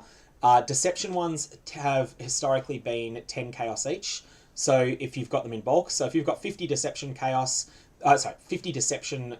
that's usually like 3 exalts. Then if you've got 50 of anything else, you'll usually get an exalt for it. So you can make a lot of currency just by selling your heist contracts if you have no interest in running them at all. And then just having a quick look. Yeah, the Eldritch crafting is going to help ROG a lot. I actually put up a short video on that before because I think that is the fact that ROG almost never gives influenced items. That means that ROG has been quite limited in the past. That limitation is going away. Additionally, ROG is going to be so much better with amulets as well. So there's a lot of stuff that's looking good there. Going to keep going down here now with the Incursion stuff. We had a quick look at these earlier, and my initial thoughts on Incursion are that they are... The very best node is slightly worse than it was in 3.16 and 3.13 to 3.16 era. But broadly speaking, the Incursion stuff is pretty good. We've got some Master Mission Replenish, which again is the stuff that is important to take early. Incursion Architects dropping Incursion items is going to be a big deal. If you take this entire Artifacts of the Vaal cluster, and I want to know where this is, because this is something that could be really good early on. So, Incursion. Not there. Not there. Okay, so if you take Artifacts of the Vaal early, this node is really, really strong, granting you... Each time that you use an Elva mission, you are going to get an average of 1 Incursion item per architect you kill. Assuming you don't fail any architects, that's 3 Incursion items per Elva mission you use. Incursion items are really strong in early gearing. Often you'll get one that's rubbish for your build, but you will just occasionally get one that's really strong. And so I think that Artifacts of the Vaal is going to be a sleeper OP for early progression. And I'm going to put a note to that effect on there, because I think it's really solid. When it says in areas, Alex, the answer to that is that it is all maps that are created from your map device, at least to the best of my knowledge. It does not include Kirak's scouting missions, but it should include pretty much everything else. So, Artifacts of the Vaal. Let's just leave a note here. So this is in Incursion. Incursion. Artifacts of the Vaal. Really strong early. Falls off fast. So that's the one that grants you the extra Incursion items, the Incursion rare items. Everything else is pretty much the same for Incursion. The big difference is that you are no longer locked into Glenak cans for Incursions, and you can just run your Incursions wherever you want. I do think one thing, and we'll say this now for all of the different master-themed missions, one thing that is going to be a semi-popular strategy, I think, respecing large chunks of your passive tree is going to be affordable.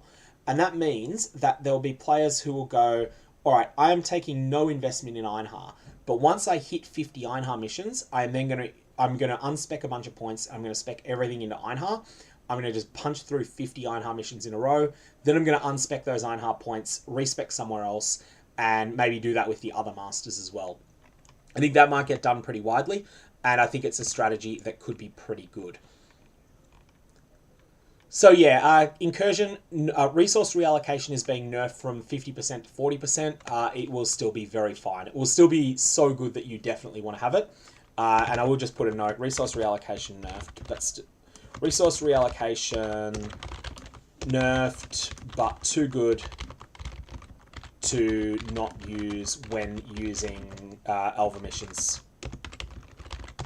That's assuming you actually care about your Elva missions. If you see your Elva missions as a resource, then you absolutely need to have resource reallocation. When I find it,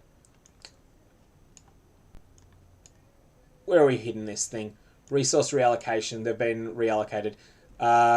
Wherever it is, resource reallocation. You absolutely need to have it taken whenever you're going to be running those. Let's have a quick catch up on chat at the moment. And Deadly Nightmare, I have to have a look and see what that is. Killen, I'll have a look and I'll find it when I get to it on there. The Incursion items with new influence implicits will indeed be very, very strong. Like, that's something that you haven't really been able to do in the past. So you can get Incursion gloves will be so much better than they've been in the past, and they've already been good, because it's very difficult to get a specific Incursion mod and a specific influence mod together. Now you'll be able to get the Eater of Worlds and the Searing Exarch influences on an item and really do some crazy stuff. As well as that, you can also protect the the Incursion mod with the new Reforge prefixes. Reforge prefixes if Searing Exarch is dominant mod. Vile Flesh Merchants are a monster that is just an extra monster to kill. I don't believe they're particularly strong. They're something that were added in 3.13 that people don't really pay much attention to. Minion wands, there are some good minion wands that can drop. I'm just from the Incursion mods. I don't think there's anything for aggressive. Keyboard that I am using is, where is it? Is this. Have I got that in the right spot where you can see it or not? Let me just... I have not put that in the right place, and you can't see it because of the lighting. It is a Corsair K55 and Harpoon.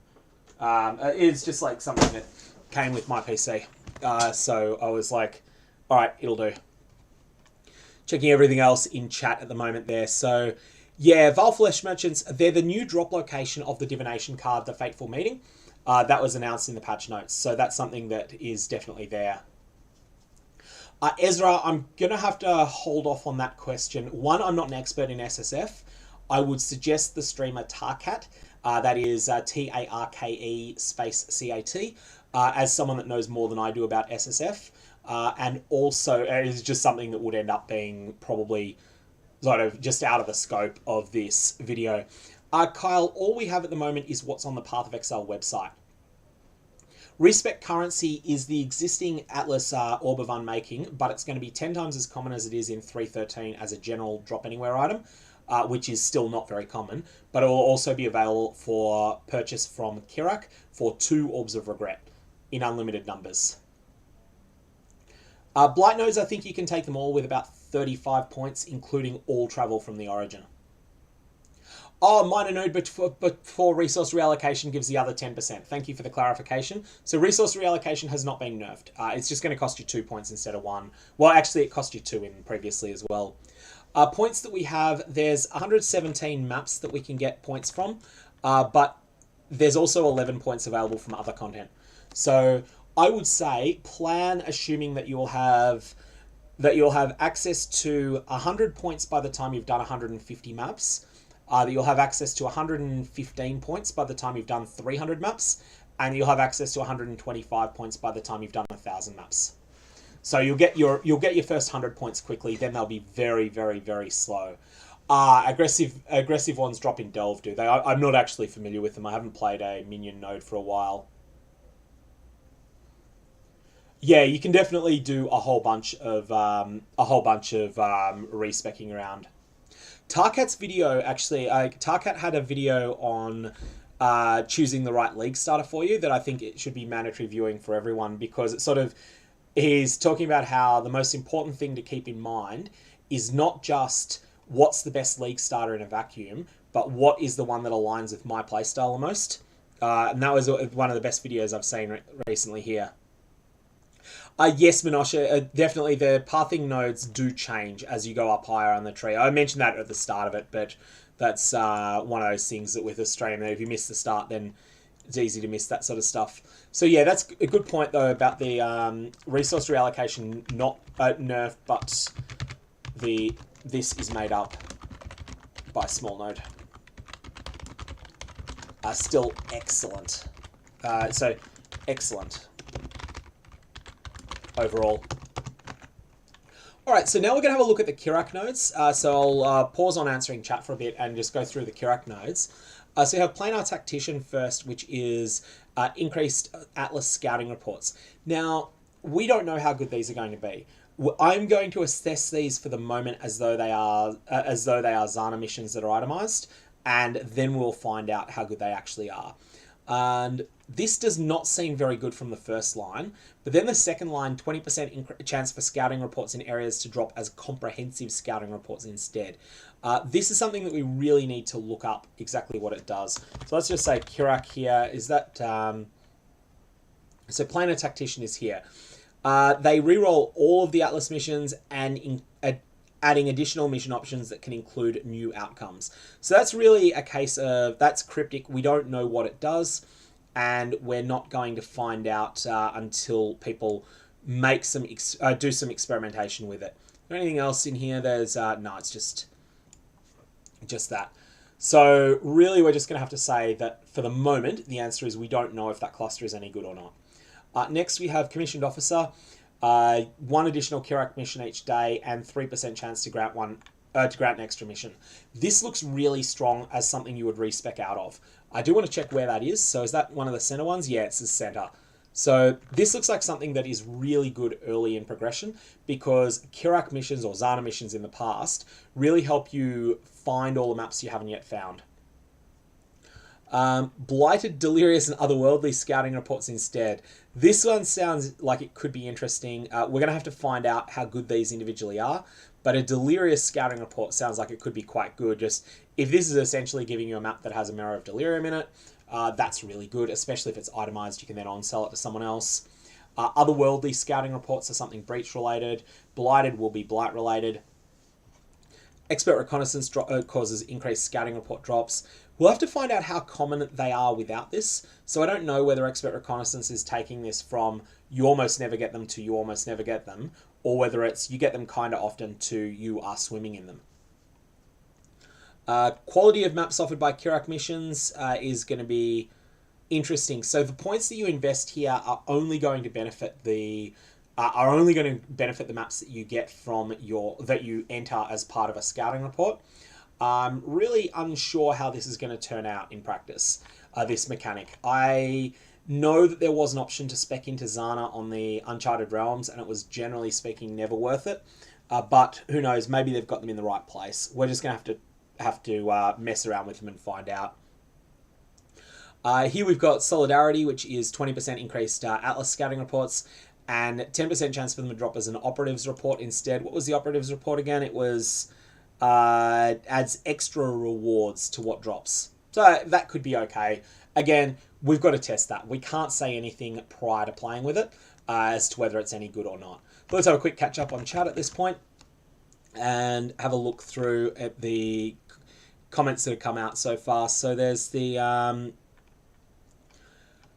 Yeah, Kyle, I think that's going to be the case for a lot of us, and I'm going to try and put together a few potential Atlas passive trees people could play with as starting points. It's like, here is a broad strokes overview of what you might want to do with your tree, and if you're, say, for instance, wanting to make a boss specialist character, if you're wanting something that's for SSF orientation, if you want something that's for Trade League, just min-maxing, and also if you just want to do some off-the-wall strategies. I'll try and come up with a few of them, but I do think that we're going to make mistakes early.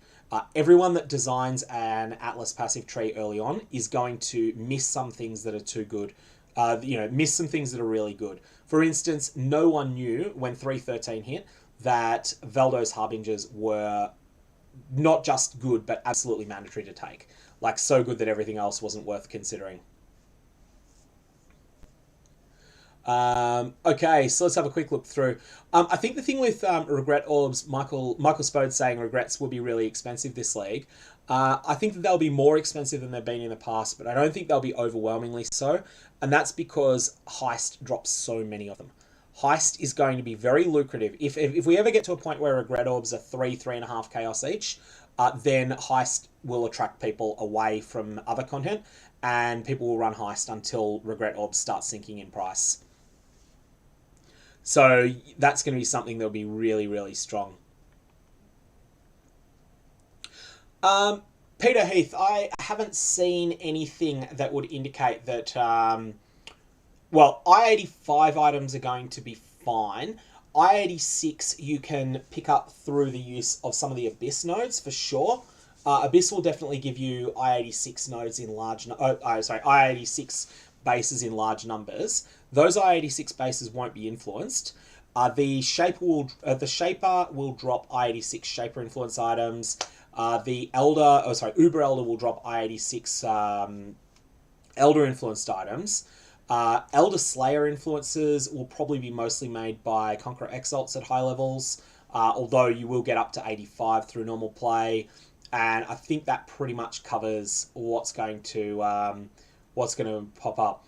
If Propheto Rules is saying that otherworldly missions are a guaranteed breach stone. If that's the case, if it's like go into this breach stone and fight Esh, that's going to be amazing. That's going to be really, really solid. So yeah, we're definitely going to have a look through. I think that I-86 items will be rarer than they were previously, but not so rare that they're going to be really rare or anything.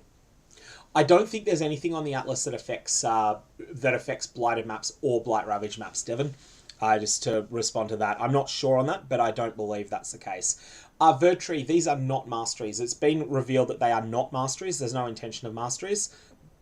They are markers to help with navigation. I do think that Heist is going to be super lucrative this league, though. Like, people talking about Heist. I think Heist is going to be amazing this league to run because people are going to be running other stuff.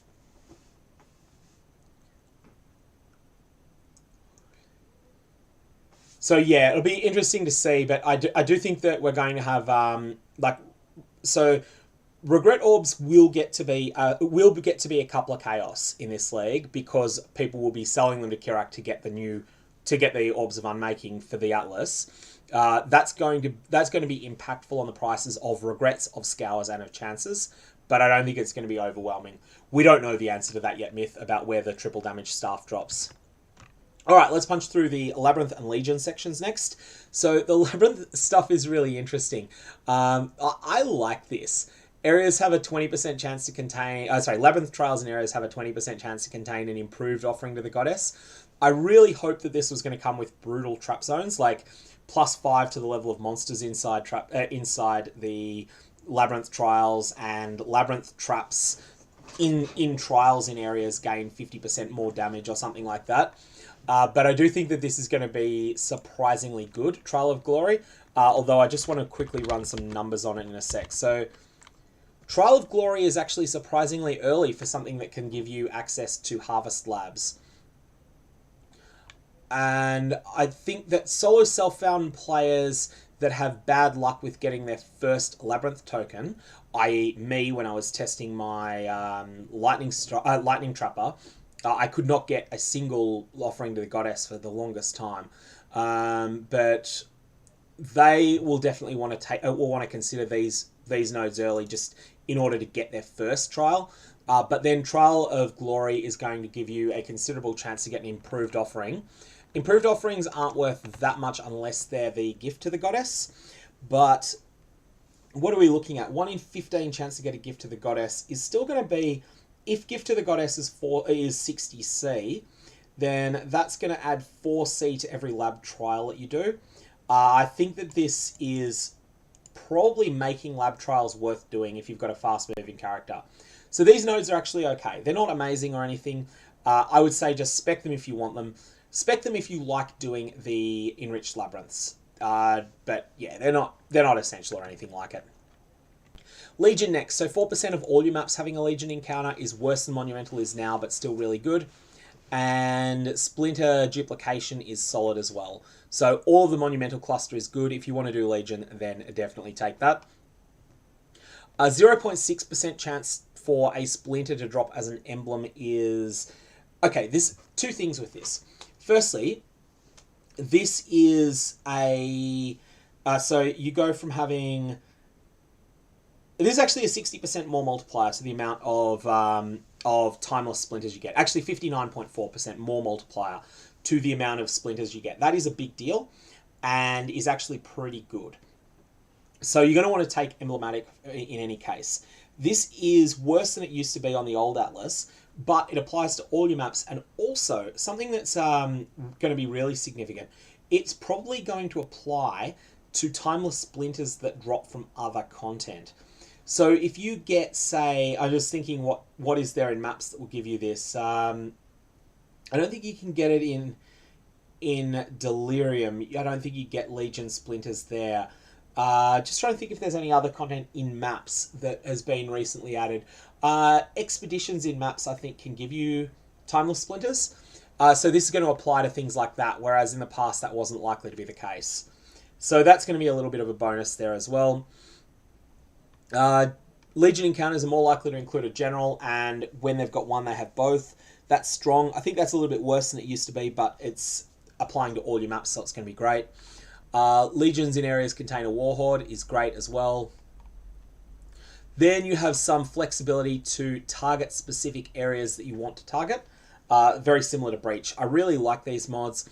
Maraketh and Templar are basically the mandatory ones to take in Trade League. So if you're in Trade League, you take Maraketh, you take Templar, you do not take Karui, you do not take the Val one, and you do not take the other one. What's the third one? Eternal. So you don't take Eternal, you don't take Karui, you don't take Val, you do take Maraketh, you do take Templar. That's the Trade League correct setup. Solo Self-Found, though, you take the ones that you need. And I really like that sort of agency that they're giving there.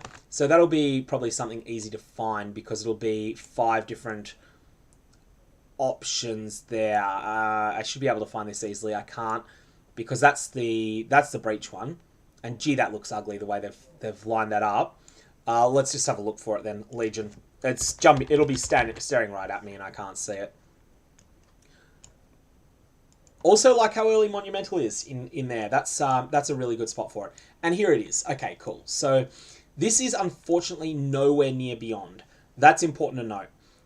So you have Emblematic as your setup where you get all of that extra flexibility to choose. And then you've got Face Off and War Supplies. So yeah, the Legion cluster is good. It's nowhere near Beyond, which would have synergized really well with, whereas Abyss is close to Beyond. But I do think the Legion stuff is looking pretty solid there. So just having a look to see if there's anything else in Legion before we move on. Chain of Command. Areas contain 2 additional Sergeants, which is just more loot. A little bit more loot. Protracted Battle. Increased duration, increased damage taken while in stasis helps you break everything out. And is the sort of thing that in the past people have spec'd into, then spec'd out of when they get more powerful. We'll have a look where it is currently. So Protracted Battle is in a spot that you can spec out, obviously. So you probably would then pick up Chain of Command. Once you no longer need this, you would then respec out of it. That's a pretty solid setup there on the tree as well. So yeah, the Legion nodes are looking pretty solid. The fact that you can take all of them and still have plenty more points to spend on those maps is really, really significant. Just checking if there's anything else. No, there's nothing else on Legion. So let's just quickly catch up on chat at this point and have a quick discussion as to what we've got currently. So we've got the oh, okay, so Black Omega's pointing out that the triple damage staff, the Annihilating Light, is thematically linked to the Searing Exarch based upon just the appearance of the monster. I will trust that Black Omega's correct there. I haven't looked and seen that myself, but I'll believe that's right. Svenny G doesn't like my suggestion to have the Labyrinth Trial Gauntlets be harder. I guess the thing is that if your character is capable of doing the level 83 Labyrinths, you would have experience with the harder trap gauntlets. Yeah, we're just gonna have to see how the how that labyrinth stuff works out. Like it seems like it's something that's low investment to spec into if you want to try and pick up those top tier labyrinth things, especially with Gift to the Goddess being potentially better, as people are saying. And Menosha is saying, I think that every node is within 25 points. I have to check that, but yeah, that could well be right. The width of this, as you know, considering this as a graph, you know, maths background coming up here, but the width of this graph does not seem very large. It is definitely the case that there's not that much travel needed to get from one end of it to the other. So that's something that will be significant. And the 7-inch chance offering, yeah, it's hard to say like what the effects of Twice Enchanted going away will be. Twice Enchanted will make Labyrinth farming a lot less clunky than it used to be, because you won't need to do quite nearly as much trading. It will make Labyrinth Enchants a bit more valuable when you do get one, but it will mean that what it will mean more than anything else is that the Belt Enchants will probably be worth more, because you can't get Twice Enchanted to get 2 shots at the Belt Enchants. So that's something that's going away that will be a big deal. And yeah, just sort of flicking through everything else in chat at the moment. We've got the Bobbly Book is saying never saw a Splinter to Emblem upgrade. It does happen. It will happen. It's like 0.6% is not a high percentage chance, but with the sorts of volumes of splinters you'll pick up over a league, anyone that specializes in Legion will find it unless they're extremely lucky. Beast farming looks like it's going to be really interesting in Exalt Slam, because of one major thing that's changing, and that is that the number of yellow beasts is going to be really, really tight this league. I think that there's going to be a lot more players that are going to take the yellow beast to red beast upgrade node, and that's going to cause a league-wide starvation of yellow beasts. We're going to have to find out exactly how that works, but it looks like it's going to be pretty significant. And yeah, so you get 127 points plus an extra 10. Plus an extra 11. You get 117 points for the maps on the Atlas. Then you get another 11 for various boss fights, for a total of 128. That's going to take a while to get those last points, but I think you should be able to get 100 of them pretty reasonably. 115 will take longer, and 125 will take a lot longer. Yeah, that is true, Kurokoi, with the comment about it.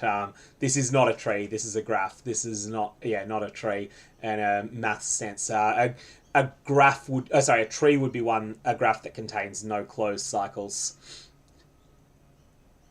Fully revealed blueprints, yeah, I've not had them very often, but you definitely want to check all your blueprints now that that's going to apply to all your blueprints across the entire thing. I think that you'll get a bunch of these. Tashuna, just jump on the Path of Exile website, and it will be pathofexile.com. It'll be like the second link down there. They'll have all of the information. That'll have all of the information I'm using here.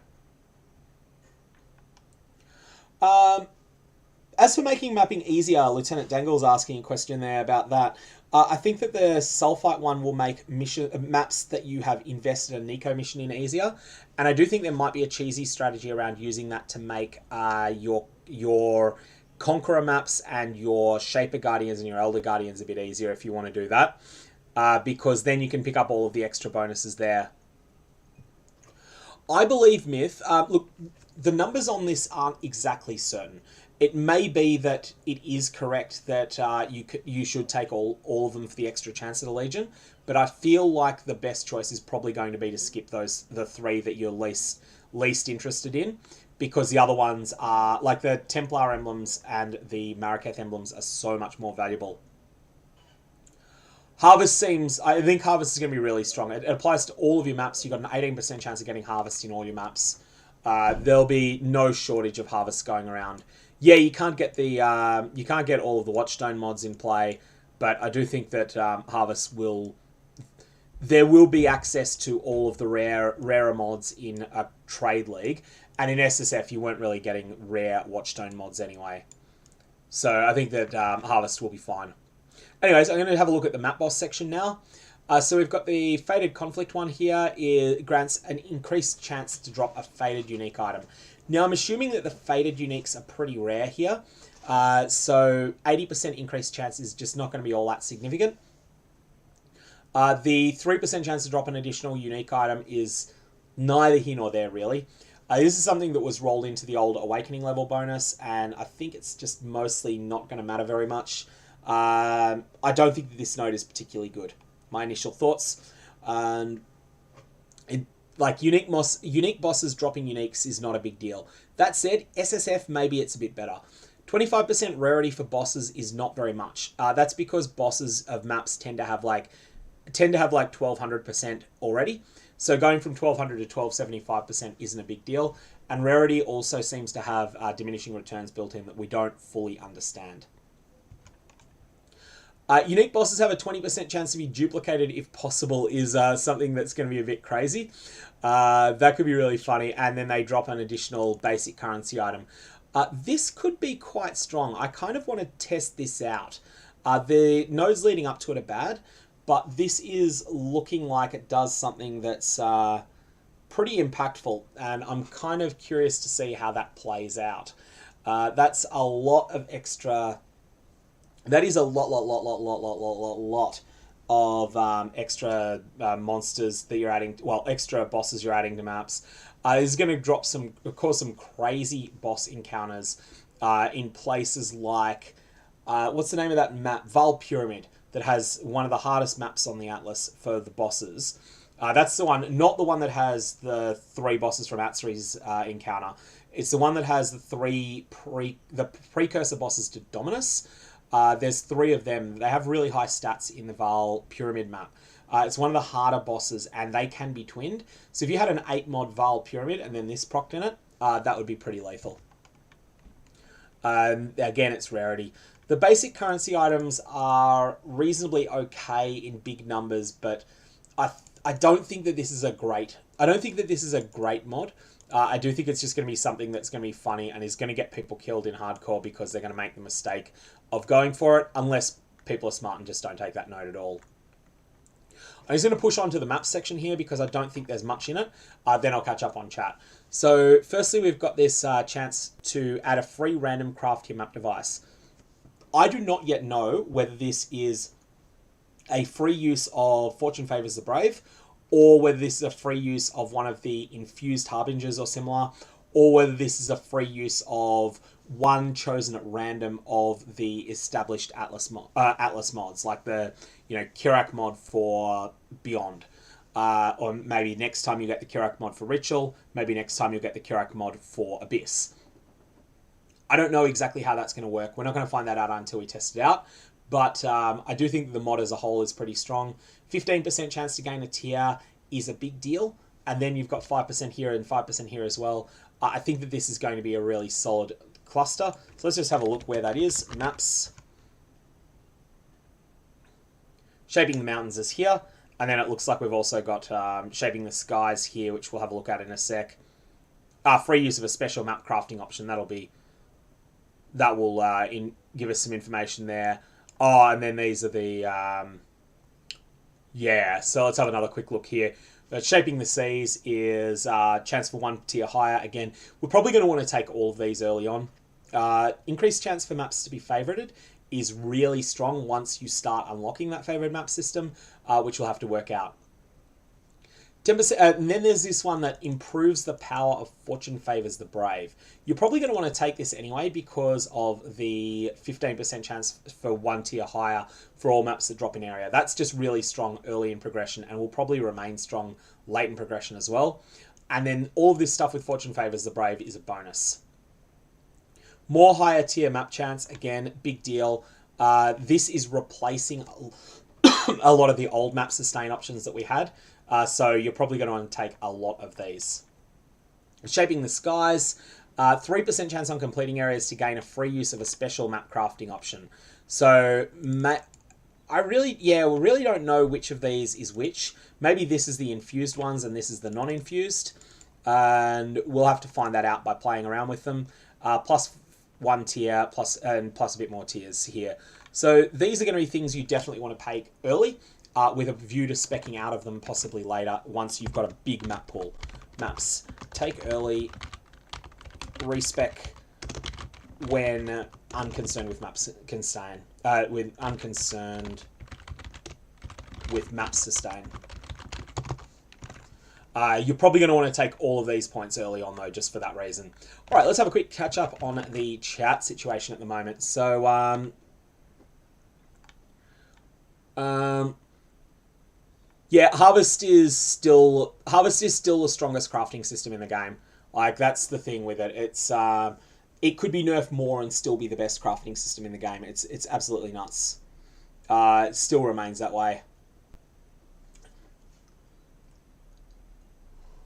Having a quick look at all of the other stuff. So, yeah, this is, like, in a lot of ways, this is a replacement of the Twin Bosses Prophecy.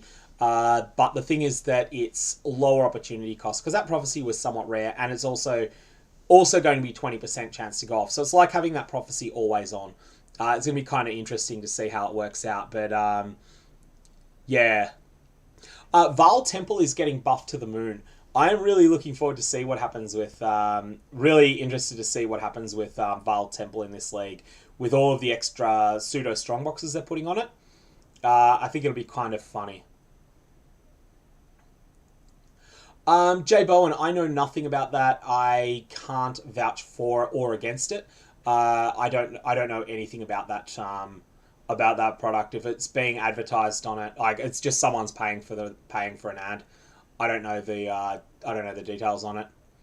And I'd heard similar things to what Mr. Melt's saying, but I feel like they had a period where their reputation was high, then they had a period where it dropped, and then I think they started improving things, but I'm not going to say anything authoritatively on it.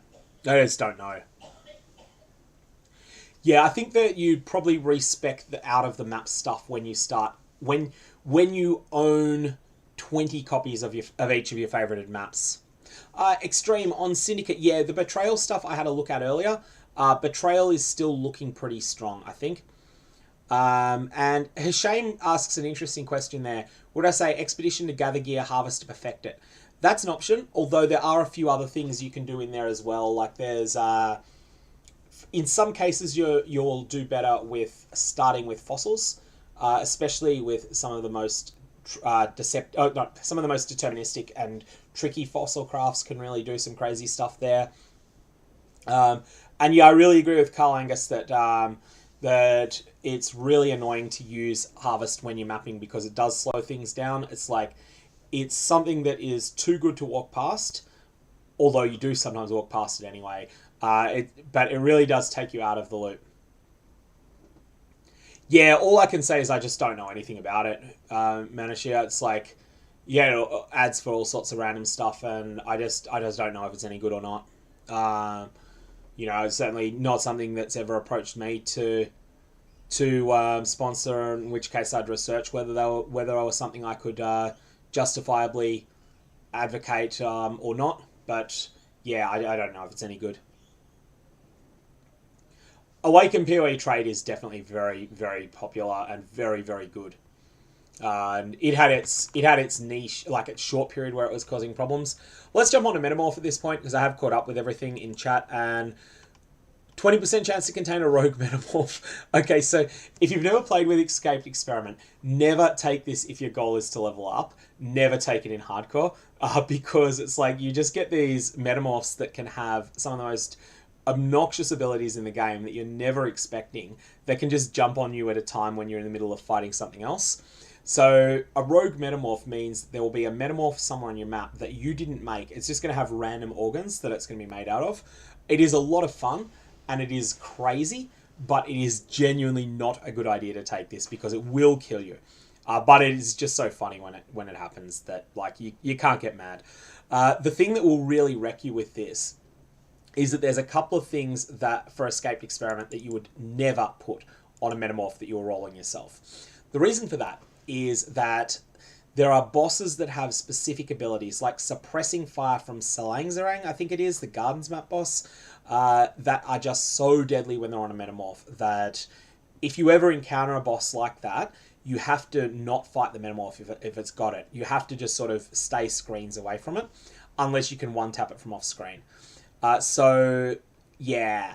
Never take Escaped Experiment except if you want to laugh, but if you do want to laugh, Escaped Experiment will really do well for you. Intrinsic Darkness is... Oh, well, and there's also more chance for Rogue Metamorphs, so we're up to 36%. I think you could get 50% in the previous incarnation of the Atlas, but that was 50% in one region, whereas it's 36% everywhere. These will drop a lot of loot, though. If you're playing in softcore and you're fine with just randomly dying once in every 20 maps, then this is kind of cool. This will do a lot of... This will be a good cluster here, but it is very much softcore only. And don't expect that a tanky character will survive. Again, Salangzerang with Suppressing Fire will kill you through any realistic defenses that a player could have in the game, and will probably kill a bunch of meme builds as well. Like, unless your character is capable of face tanking Maven Memory Game, face tanking Uber Atzeri Empowered Flame Blast, a total meme defense build, then you will die to a random Escaped Experiment at some point. Intrinsic Darkness is next, just more chances for Metamorph encounters and more rewards on them. I don't think plus 4% is all that much here. So we're going from 8% to 12%. It's like, that's reasonable. I don't know that I think that this is all that strong as a cluster. I feel like even if you like Metamorph a lot, this isn't going to be something that feels like a must-take. Additionally, if you do like Metamorph a lot, you can usually pick up the low-end Scarabs, the Rusted Scarabs, super cheap.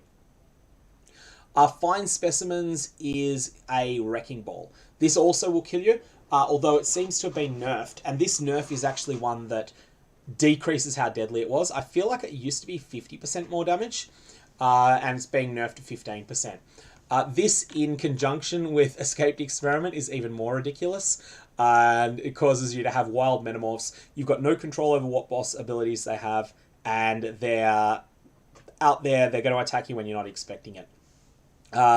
If you want to go absolutely nuts, take Escaped Experiment and Find Specimens for a laugh, and just run 100 maps and see how many times you die to it, because you will. But that said, there's a bunch of rewards to be had from them again, and it is a fine softcore strategy.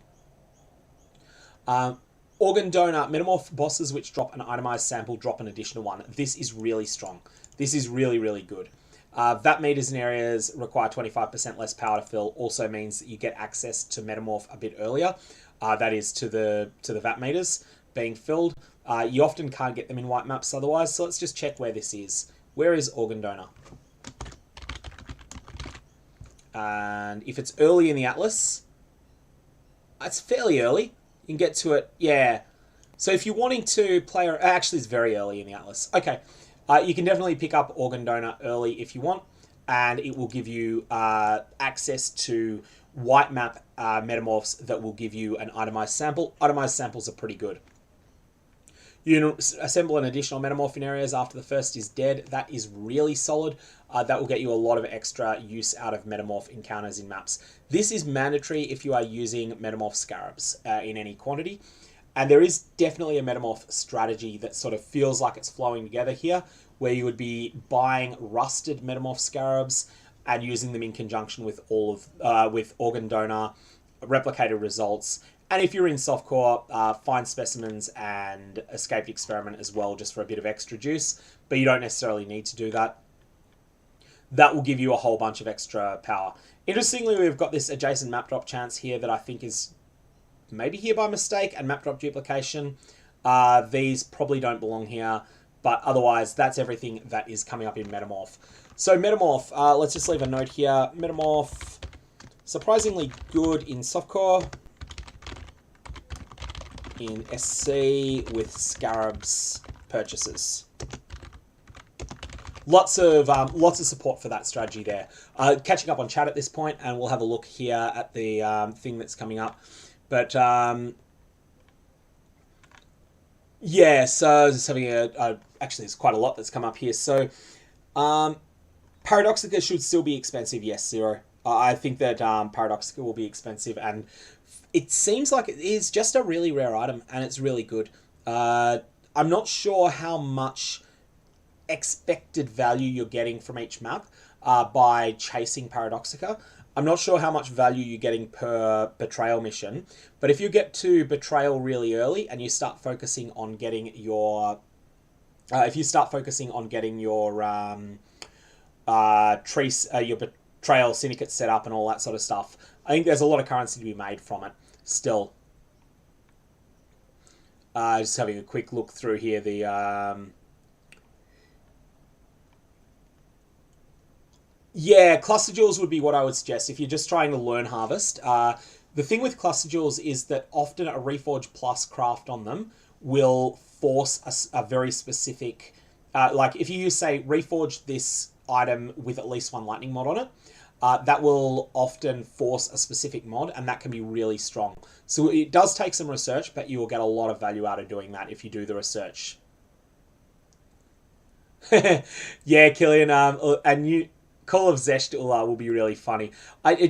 So does Call of Zeshtula, does Zeshtula have Cull, or are you just speculating that? Because that'd be really funny if it does. Yeah, I don't see any invasion bosses so far, and I would have thought we've gone past... Maybe there's nothing for invasion bosses. That would make me sad. Invasion bosses were fun. But anyways, let's just having a look through here. There's, yeah... Escape experiments will be fun, and as I say, as long as you're okay with losing XP. Metamorph is going to be something that will do some crazy stuff for softcore players. Devin Johnson's got a funny idea there, the 1% chance for an Atlas boss to appear in your map. Like, presumably by Atlas boss you mean sort of Shaper tier and up. That would be really funny. I definitely agree that would be really, really funny if that was there. I think Love 86 that these map nodes are actually core map nodes, like they're ones that are not specifically related to Metamorph in any way. They've just wound up in here by chance. So yeah, I think that's the case. Yeah, the invasion stuff on the tree. I like the invasion stuff. Like, not necessarily. I like just having an extra sort of mini boss in every map. Even if you left aside how good exotic goods can be, I did like what they had with invasion bosses, the place that they had in the game from 3.13 onwards. Presumably they'll still exist as sextant, as something can be added by sextants, but we'll have to find out about that. Okay, so let's have a look down at the rare monsters cluster. This one was fairly interesting. So this had rare monsters in areas have 1% chance to drop additional basic currency and 5% to drop additional rare jewelry. So rare jewelry isn't really adding much of value at all, and it's only 1% for a basic currency item. I don't think Spoils of War is a particularly good mod. But then we have this rare monster duplication thing, which essentially adds 3 extra rare monsters to each area.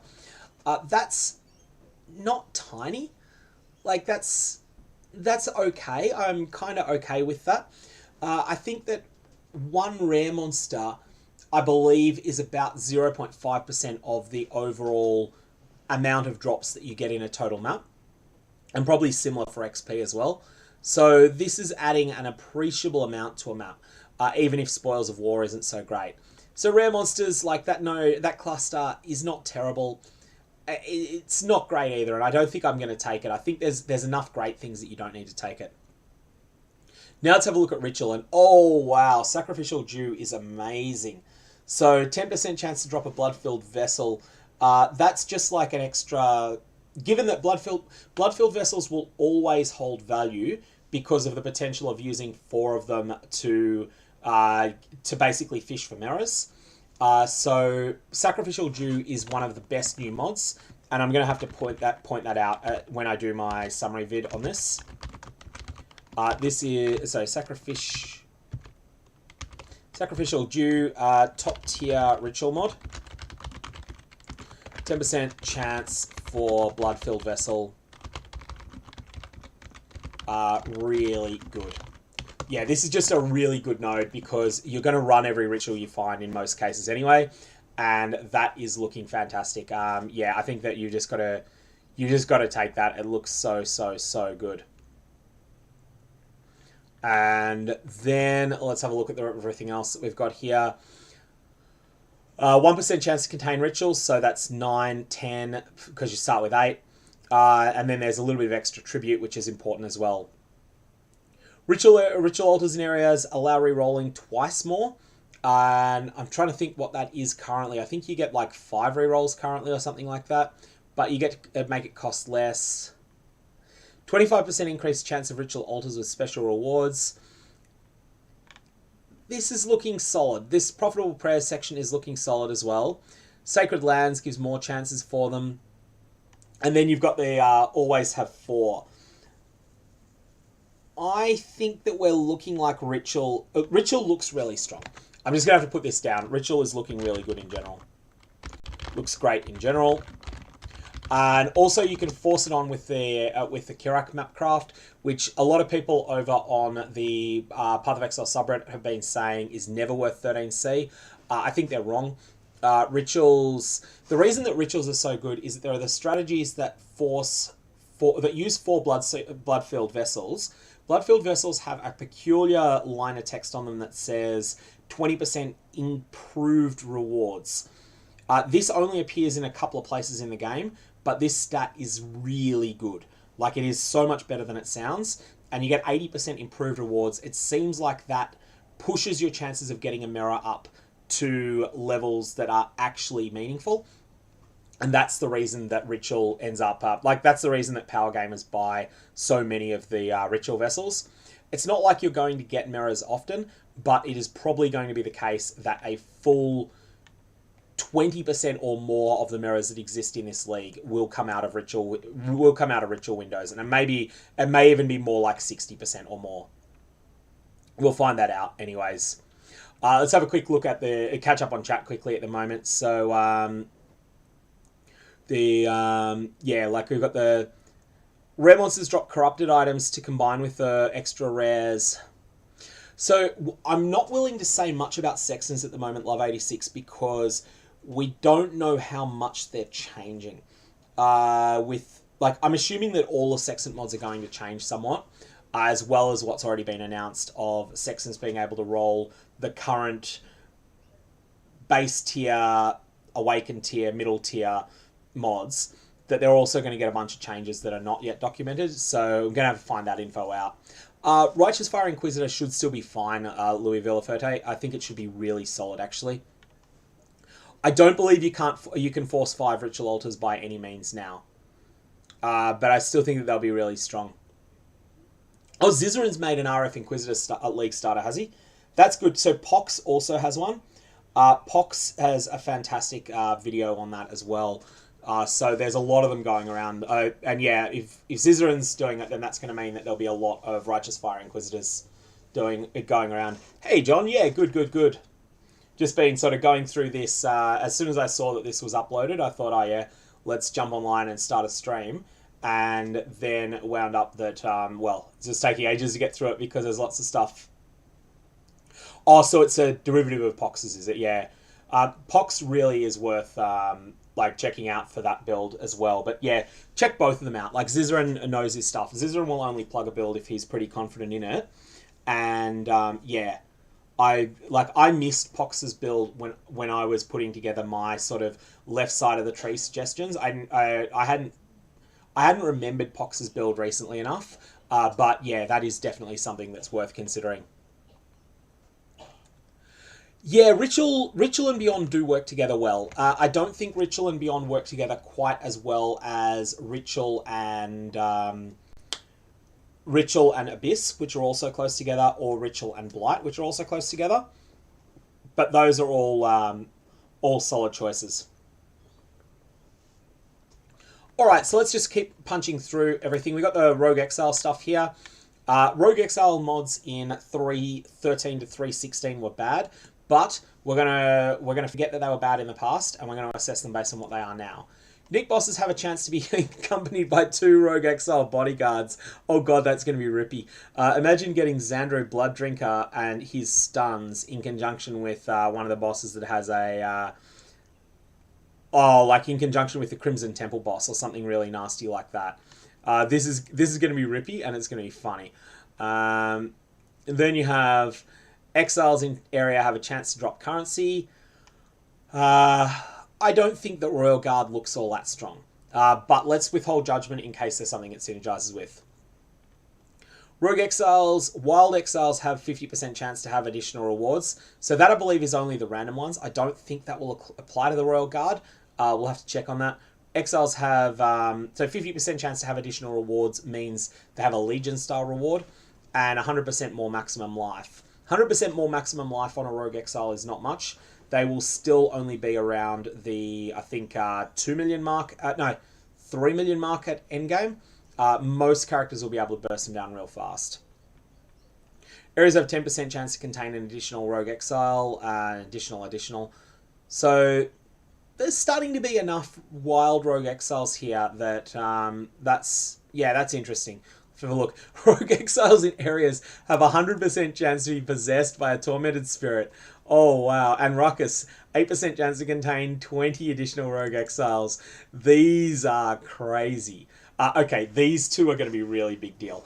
If this procs while you've got this, this is softcore life, right? This is not something you would ever consider in hardcore. All of the caveats that we said before about the metamorph nodes still apply. But this is going to cause a lot of Rogue Exiles to appear on the map. I kind of think that this has to have a note for it. The Rogue Exiles... this is extreme SC strategy. Exiled Will for Torment. Torment Ghost plus Ruckus for Exiles everywhere.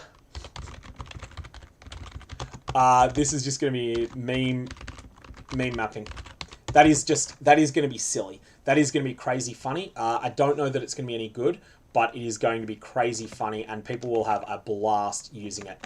So let's just have a quick chat through all of chat at the moment, but that just looks like it's going to be so funny there. Yeah, Elemental Hit is still fine. It's not really been changed in a long time. I'll get to strongboxes shortly, Myth, but we'll have to have a look there at what's going on there. Duplicate map bosses is 4 Rogue Exiles. Possibly, yeah. I'll have to look and see exactly how that works out. Our Royal Guard has some extra buffs on it, says on the tree. So let's just go to that and have a quick look at what we've got. Rogue Exile. And so this is, yep, that's the Rogue Trader. Royal Guard. Rogue Exile bodyguards take 80% less damage and have additional rewards. Oh, wow. Okay, so that's quite different to what's said on the announcements page. That's interesting. So additional rewards could be pretty lucrative. So this is going to be a super dangerous strategy. And again, I'll put that down here as another thing in there that the Royal Guard adds to this. Adds even more insanity. That is going to be absolutely crazy. Like when you get them possessed as well, yeah. I think that there is going to be an absolute meme Atlas strategy. I'm definitely going to put together a video on this. This is going to be the extreme softcore, I want my maps to be as rippy as they can be strategy.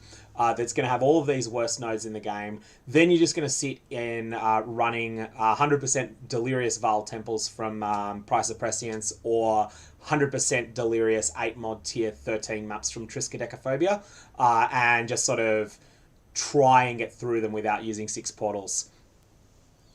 Yeah, there's going to be some really crazy stuff going on there. So that's going to be really funny to see exactly how that all works out. And it'd be funny if there was a Rogue Exile had a chance to be possessed by 20 spirits. I don't think a monster can get possessed by two of the same ghost. I think it can only get possessed by different ghosts. So I don't, but yeah, that would still be kind of nuts. Exile Torment is going to just be the ultimate meme strategy, and I'm definitely going to make a video about the Atlas tree not to use. That is going to take all of those ridiculous things on it. Trishma, my feeling is that Taki goes through the comparison between the Deadeye and the Gladiator. I think that he covers the strengths of the strengths of the Gladiator and the Deadeye separately, and just sort of says that the Deadeye will appeal to a different type of player. I would not play the Deadeye version unless you are reasonably confident in your ability to mechanically dodge a lot of abilities in the game. But if you are confident in that, it's going to be better than the Gladiator. So just go on the basis of how good are you at dodging boss attacks. If you're good at it, then play the Deadeye. If you're not, then Gladiator will be more forgiving. Yeah, there's some really, really crazy stuff. So Sharon's asking there's a node that gives Cirrus 10% chance to have an Awakened Gem when they move to the Maven. This actually just makes it go from 0 to 10% for Cirrus. So that looks like it's something that's really, that's going to be really solid. And no, I think they did move them off Cirrus as well, Manashi. I think it went from, like, 5% for a Conqueror, 20% for Cirrus, or whatever it was, to being 5% for Uncharted Invite, 20% for Maven. But then there is also going to be this chance to go from 0 to 10% on Cirrus as well. Would you rather fight one Rogue Exile possessed by 20 ghosts or 20 Rogue Exiles possessed by one ghost? Yeah, I think that is one of the real strengths that the Deadeye has, is just the fact that you don't need any investment in damage projection. You get your damage projection from your Ascendancy, and your chains, your multiple projectiles, all that sort of stuff. So yeah, at the moment, like, based on what we've heard so far, it seems like it is that it is Maven exclusive by default, Maven and Uncharted Invite exclusive by default, but that you can spec into Cirrus and then give Cirrus some chance of dropping them. Okay, so this Rogue Exile stuff is crazy, and as I say, it's going to be a lot of fun. Let's have a look at the Scarab stuff and the Sexton stuff, because this, I think, will be a big deal. Unique bosses have a 1% chance to drop a Scarab is a really strong small node, and map device 10% not to consume Scarabs is fantastic. Okay, the Scarab cluster is the next you must take this cluster. I've only said this about Pathological so far. I'm going to say it again. This is too good for any Atlas setup not to take, and conveniently, it is also very close to our other too good not to take node, Pathological. So we're just going to put a note to that effect that Scarab cluster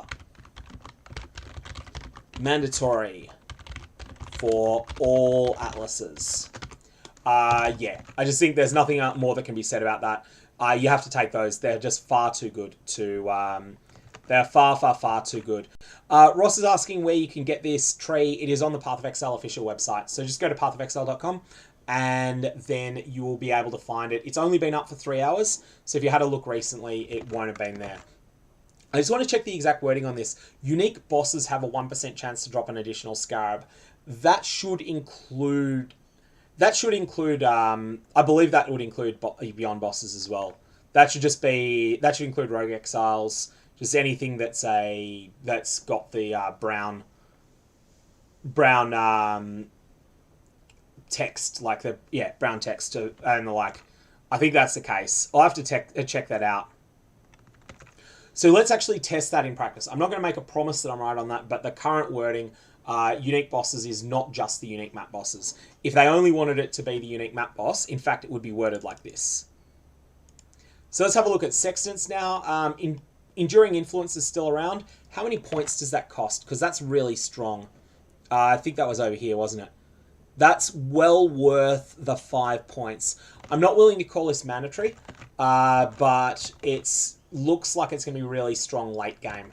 So let's just jump back to where we were and put a note here that Sextant Cluster, take this late game, but not mandatory. I'm only going to use mandatory for things that I consider to be like an S+ tier, whereas I think that the Enduring Influence cluster is A+, maybe even S-, but it's not an S+, so it's not going to get put into the Scarabs tier. Like this whole thing is just bonkers. And yeah, unique map bosses only, dropping these. Additional map currency items, like these are good to have, but this is going to be chisels most of the time. Chisels are nice to get, but not amazing. Sextants, maybe there'll be some other stuff that's good. Let's jump on shrines, and then after that we'll catch up with chats. So we've got supplication for areas containing an additional shrine. That adds a lot of monsters to a zone, and may just be something that we really want to take seriously. I'm going to say that shrines, supplication, test this, at least A tier, maybe S. And that's going to be based upon the fact that it is a really strong effect to get so many extra monsters in one spot. But we'll just need to test out exactly how it plays. Does it seem to make the area around the shrine a little bit less dense, in which case it might just be moving monsters towards it. Duration of shrine effects on players is nice, especially in conjunction with the sextants, although sextants come online later than they did in the previous atlas. Drawn to power grants additional monsters around every shrine. That's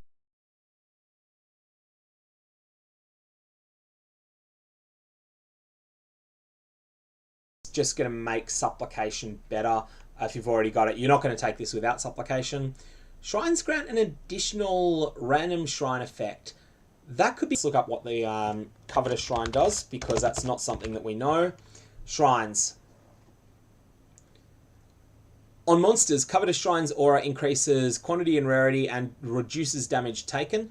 On players, it... okay, so it makes you weaker, but also makes monsters give more loot. That could be interesting. I'm going to say that the Covetous Shrine stuff is...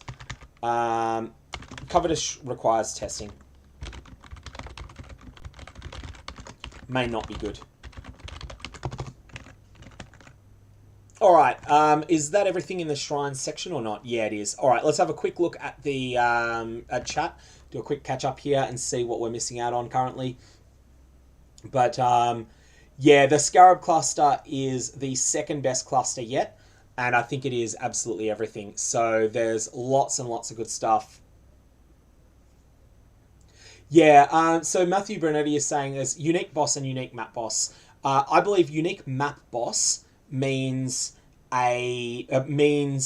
killing one of the bosses that is exclusive to that map. So for example, in a Val Pyramid map, you'd have your 3 different map bosses. They would be the only things that are considered unique map bosses, but each of them individually is a unique map boss. Then you have, or say in City Square, you've got your 3 unique map bosses. But then you have your unique bosses, which is those 3, plus your Rogue Exiles, plus all of your Beyond bosses, all that sort of stuff. That's my understanding of it. I'm not absolutely certain I'm correct. Food is raising the helmet. The Gull is worth thought, and I agree with that. The Gull is a good item. It's really underrated a lot of the time, and may just be something that people use a little bit more. The Shrine mods are going to make it better.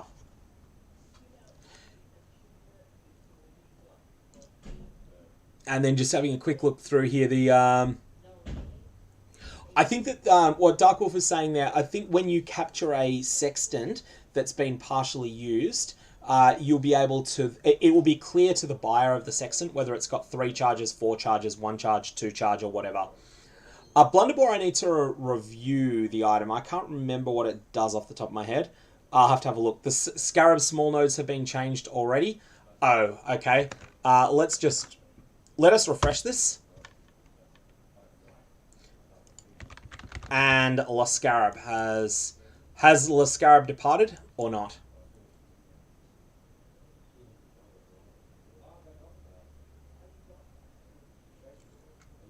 Still seems like it's 1%. I'm just gonna, well, if I just hit that, if I refresh on this, then jump down to Scarabs, it's still saying unique bosses. It's not saying the word unique map bosses like Sextants does. So that's looking like it's really, yeah, I think at the moment it still applies to all bosses, unless we hear otherwise from GGG somewhere. Hey Richard, so you can, this will remain visible afterwards.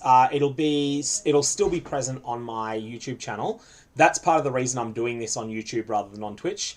I will do a condensed version of it though, because this is already at 2 hours 40. We're only at S in the alphabet, and so there'll be more to go on it. I will put together some sort of condensed version that doesn't have all of the communication with chat, but you will be able to view this in its entirety after it finishes. I don't usually hide my streams on YouTube unless they're like got information that gets out of date in them or something like that. Strongboxes is next. So strongboxes in areas have a 6% chance to be an operative strongbox. This means a Scarab strongbox. These sound really good. So let's just bring up the strongboxes section. I think these are early in progression as well. Although I'll just check. Oh, that's the specialize in specific things.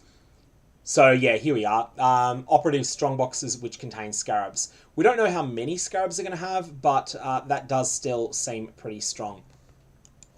So I think that this is going to be a fantastic option to take. And this might be, depending on how many items are in an operative strongbox, if they drop only one Scarab by default, then this is not going to be an S tier Atlas passive. If they drop like 3 or 4 by default, and they have a reasonable spread from winged to down to rusted, then that would make this into something that's an S tier mod. And then people would have to take the rest of the strongbox stuff to support it as well. Interestingly, this is not going to play well with tamper-proof. So tamper-proof makes strongboxes corrupted and at least rare. This is not going to play well with secret operations. So tamper-proof is probably so good you want it anyway, even though it slightly weakens your secret operations. But it is just being aware that you will want to roll your Scarab strongboxes, and you'll not be able to do it in conjunction with tamper-proof. Strongboxes being reopenable is good. That's down from 10% in the last Atlas, but that's still fine. Extra strongbox in every area is a real deal. This is something that's going to be good. Strongboxes in area have chances to have extra monsters on them is solid as well. I think everything here is looking pretty solid. Strongbox stuff is looking good so far. Then we have the Strongbox stuff that was teased a couple of days ago. So we sort of already covered that on the YouTube channel, but this looks pretty solid as well.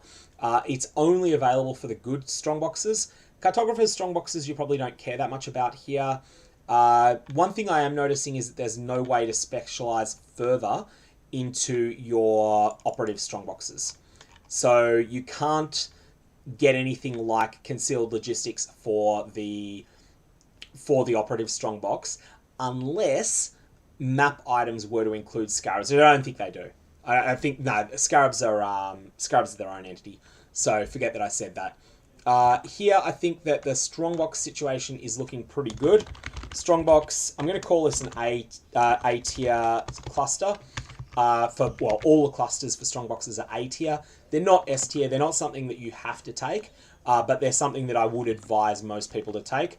Don't bother with the cartographers ones though, because I think that map over sustain looks like it's still going to be a thing, which means that cartographers boxes, 1, they're super rare anyway, and 2, you're just not going to care that much about them when you do get one.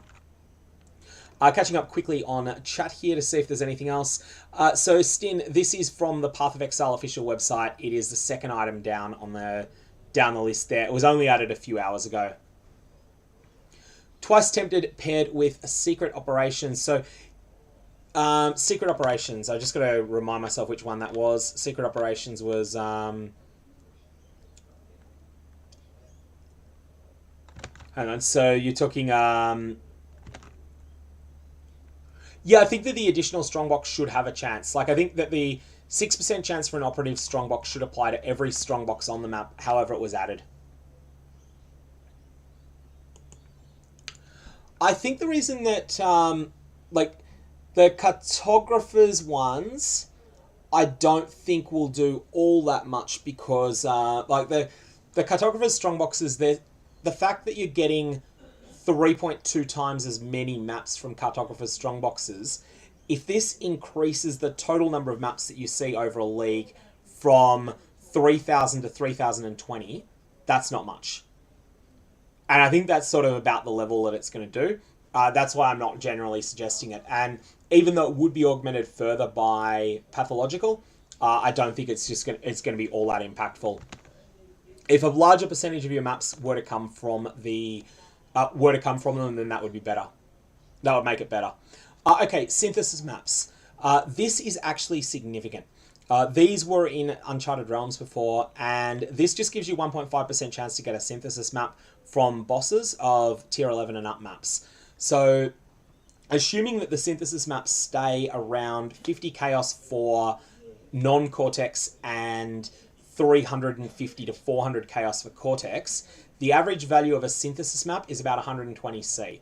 That means that this combination of points is adding a couple of chaos to every map, and as a result, synthesis is an A tier, even if all you're doing is... so, synthesis cluster, A tier, even just for the 1.5% synth map. Interestingly, this says from unique bosses. I kind of assume that this is actually meant to be unique map bosses here. Let's just leave a note that assuming this is map completion only, if unique bosses are S+ tier. So that's something that we'll have to seek clarification on, because they use the words unique bosses, unique map bosses. I'm pretty sure that this actually means from completing a map. That's what it is currently, and we'll need to just seek some real clarification from GGG on that. Let's just catch up on chat quickly, and then we'll have a look, see if there's anything else more. So the thing that it means though, like this is plus 0.5%, so this is not 0.5% increased. So if it was a base of 1%, which is what I think it is, I'm not sure I'm right on that, but if it is a base of 1%, then that means that 1% goes up to 2.5% with all of these. But really the thing that matters is the amount of chaos per map it represents, at least from a Trade League perspective. If you're in SSF, you need those. If you're in SSF, it's actually S tier. I might just put a note to that. SSF, S tier, because you need to get synth maps out of the way. You just need to get them done because they gate some of the Maven's important invitations behind them, which is still going to be important. You're going to really want to get those ones done. Hey, yeah, Pete, I'm not having one myself. It's 2:30 in the afternoon here, so that can hold off until later on, I think. But let's just go through everything else. So the Eater of Worlds stuff, this is going to be much harder to assess. So we haven't played with any of this yet. I think, to start with, we should assume that this is really good without knowing it. But I'm just going to withhold judgment on this, except to say these look interesting. They look like they have potential, but we do not know yet. Interestingly, this is showcasing that you can get items dropping with an Eater of Worlds implicit. So you can both get them from the currency and also just dropping natively with them. But we really don't know all of the details of how exactly this influence is going to work. Just that there's a bunch of stuff here that looks like it's going to be fairly impactful. I'm going to say people should probably take this, and I'm just going to put a note. Eater of Worlds, the Eater of Worlds. Assume A tier until proven otherwise. We don't know. Just for my notes for where we're going with this. Same thing is really going to be the case with the Searing Exarch, and it seems like there's a strong mirroring where these are basically the same things. We also have something of interest here where we've got that the various 10% chance to drop an additional exceptional Eldritch Ember. You'll notice also that the Searing Exarch's chance to drop Forbidden Flame is increased 25% here. We don't know whether this is, like, it's an increase, so this might be 4% to 5%, this might be 12% to 15%. We're just going to have to find that out. Forbidden Flame and Forbidden Flesh are the two new jewels that are class exclusive and that provide really ridiculous Ascendancy notables without you even needing to be that Ascendancy. And yeah, these, I'm just going to assume again the same thing for the Searing Exarch. Eater of Worlds and Searing Exarch. This is going to get put down in my notes as something that is going to be a tier until proven otherwise. Shaper and Elder, we have the Gaze into the Abyss, 2% chance for an Elder Guardian map from tier 14 plus unique bosses. Again, this is the unique bosses word, which should usually, I think that this should be written as map completion, because that's what it is currently. Elder has 10% chance to drop a Watcher's Eye. Shaper drops 3 additional items. Like, this is an S tier mod if you are running tier 14 mods just because of this. This is also S tier for the same reason. And Remnants of the Past is S+. So basically, this cluster is nuts. So that was up here from memory. Where was it? Somewhere around... Oh, here it is. Yeah. So Remnants of the Past is... Remnants of the Past itself is an S tier mod. This is probably A tier if you're just doing tier 14 plus mapping. If you're doing Elder and Shaper as well, it's S tier. Really, if you're doing Elder as well, then it's S tier. The Shaper doesn't matter that much, although it's okay. And Guardian's Aid is rippy, but this is also... this is A tier if you are just mapping, and because it gives you the Shaper Guardian maps, but it is S tier if you are capable of beating those things. So let's put down Shaper and Elder pack. Shaper and Elder. S tier cluster if you are doing T14 plus maps. That's definitely got to be seen that way. What do the other things do? They give chances to drop influenced items, which are sort of okay, I guess. Not really anything that important. Even though this cluster is a lot of points, 1, 2, 3, 4, 5, 6, 7, 8, 9, 9 points to take this cluster, assuming you've already that you've pathed to but not collected this node. Sorry, no, 9 if you have already taken this node. It's still the cluster is S tier. You have to take it. This is like up the very, very, very, very, very, very best things. Now, what's going on here with the with my chat is starting to fall behind for some reason. I'm just trying to work out why that is happening. Worst clusters so far, Swanee. I haven't really been paying attention. I think the rare monsters one is probably the worst. But we're going to have to figure out the rest of it. I do think that there will be a bunch of temporary specs like Spenny is talking about. And people are going crazy about the Harbinger nodes at the start. I'm just going to have a look, see what's... Harbinger nodes near the start. Harbinger nodes near the start. I thought the Harbinger stuff was all solid, but not anything overwhelmingly ridiculous. I thought it was like A tier stuff.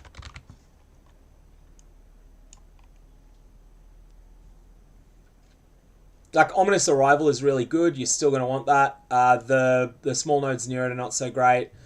Unspeakable Offensive is going to be good. Yeah, like this is good stuff.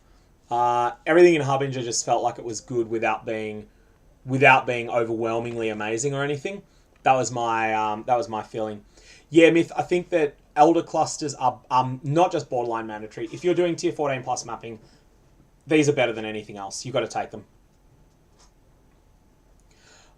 Isaac, there are not masteries. The purpose of those nodes is simply as a visual indicator and a way to find other nodes that look similar on the tree.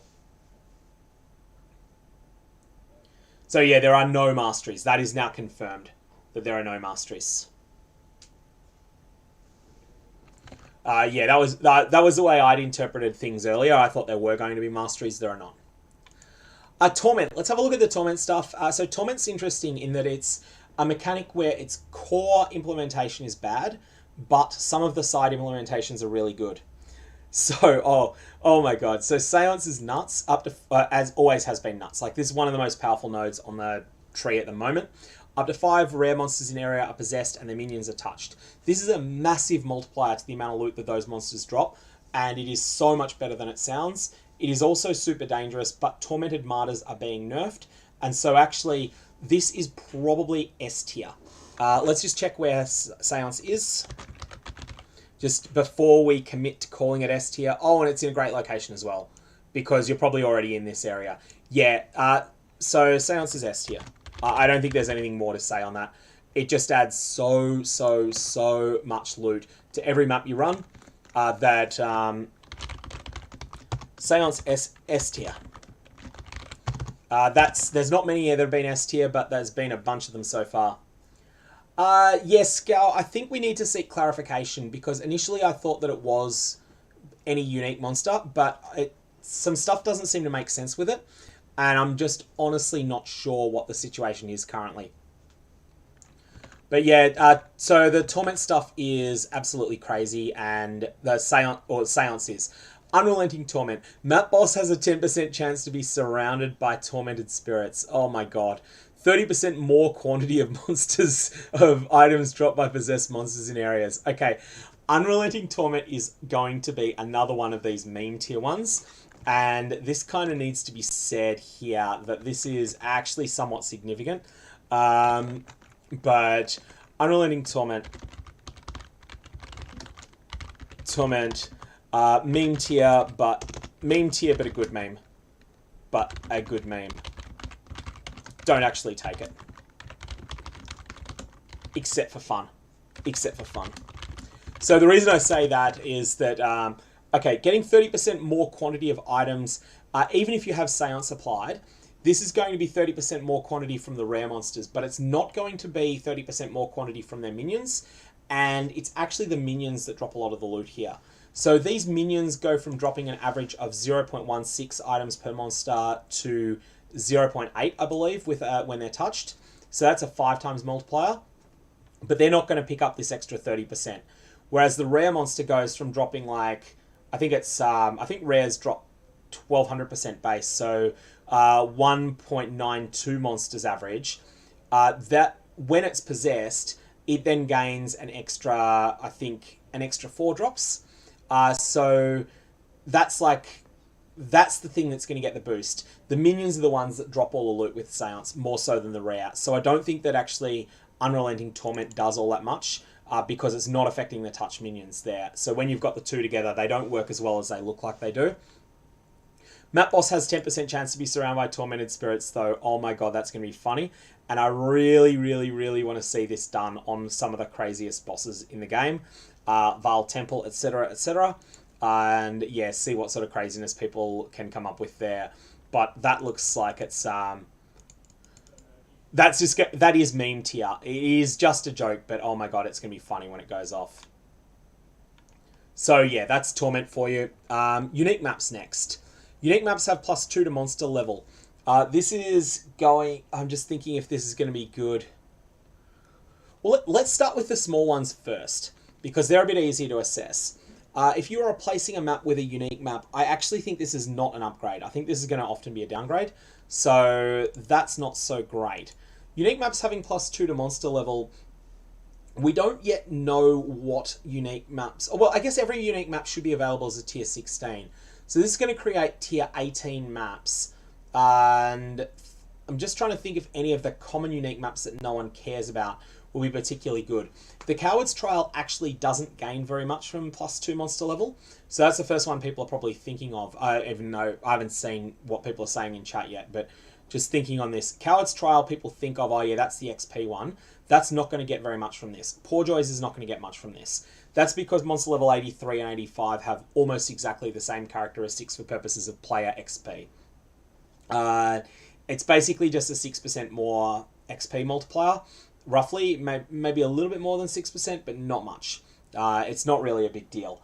Then, in terms of other mods that we've got on it on there, what is there that drops loot that would be meaningfully better? Doriani's Machinarium might be meaningfully... But does it get any better corrupts? What are boot corrupts like on high level? That I need to check. So let's go boots. Strength boots will do, even though Doriani's boots can be different things.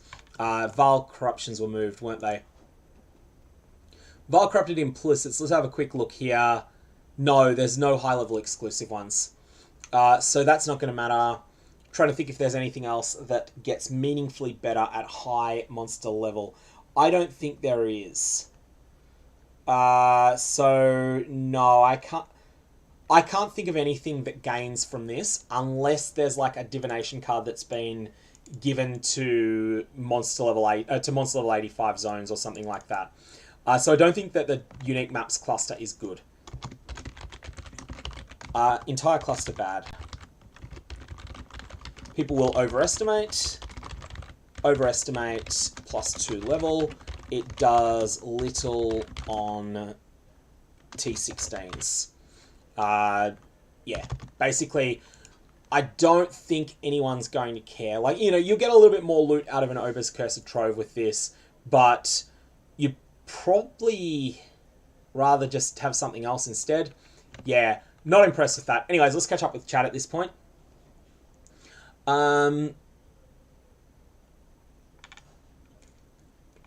So let's just go back to the Torment stuff and have a look-see. Well, there's been quite a bit here. So let's have a look-see at the stuff that's come up.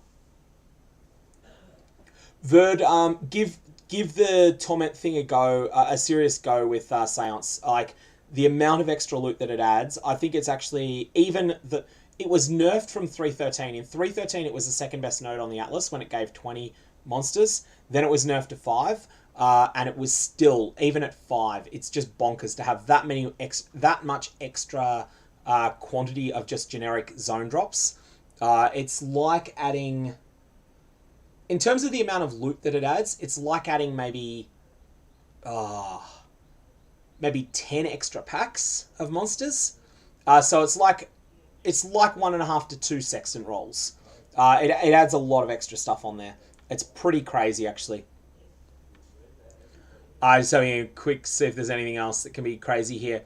So Jalbarak, no, they actually dropped from tier 11 plus. I think Cortex might be locked to 14 plus, but I think that people will push from through 11, 12, and 13 very quickly into 14s.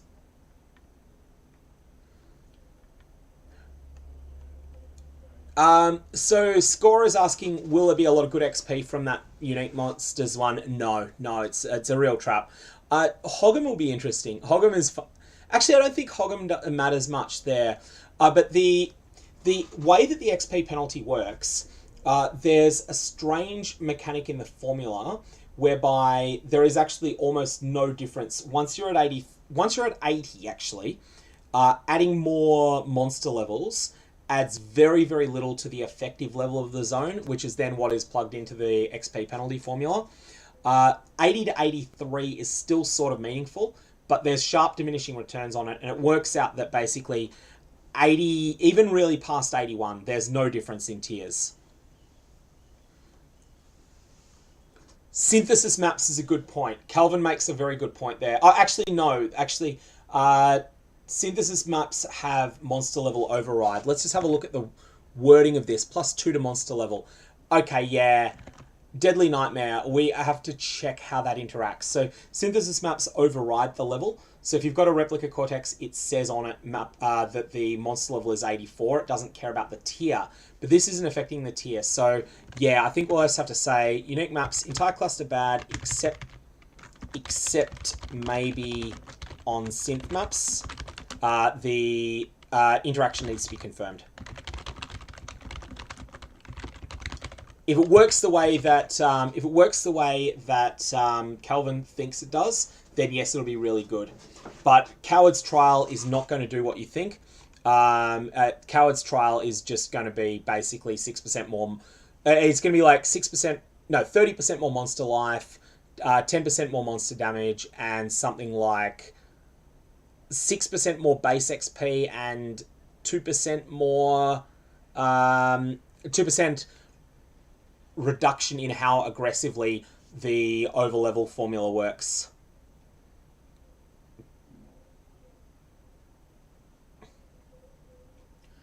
Higher level bases from Obers will be fine once you hit, because unless there's changes, mechanically there's no difference between a level 86 item and a level 92 item. So Obers will allow you to get a bit of a boost. And Anne makes a very good point that you should influence your choice based upon whether you're rolling a mapper or a bosser. That said, there will be some nodes that you need to take anyway. If you're playing a mapper, there'll be some bossing-oriented nodes, like the Shaper and Elder ones, that you need to take because you are going to be one of the people that is generating all of the Shaper and Elder nodes, all of the Shaper and Elder maps that are flowing into the economy. Anyways, let's have a look through. Vile side areas have a Vaal side areas have a 20% chance to be an alluring Vaal side area. That needs a little bit of research, so let's see what that actually is. Vaal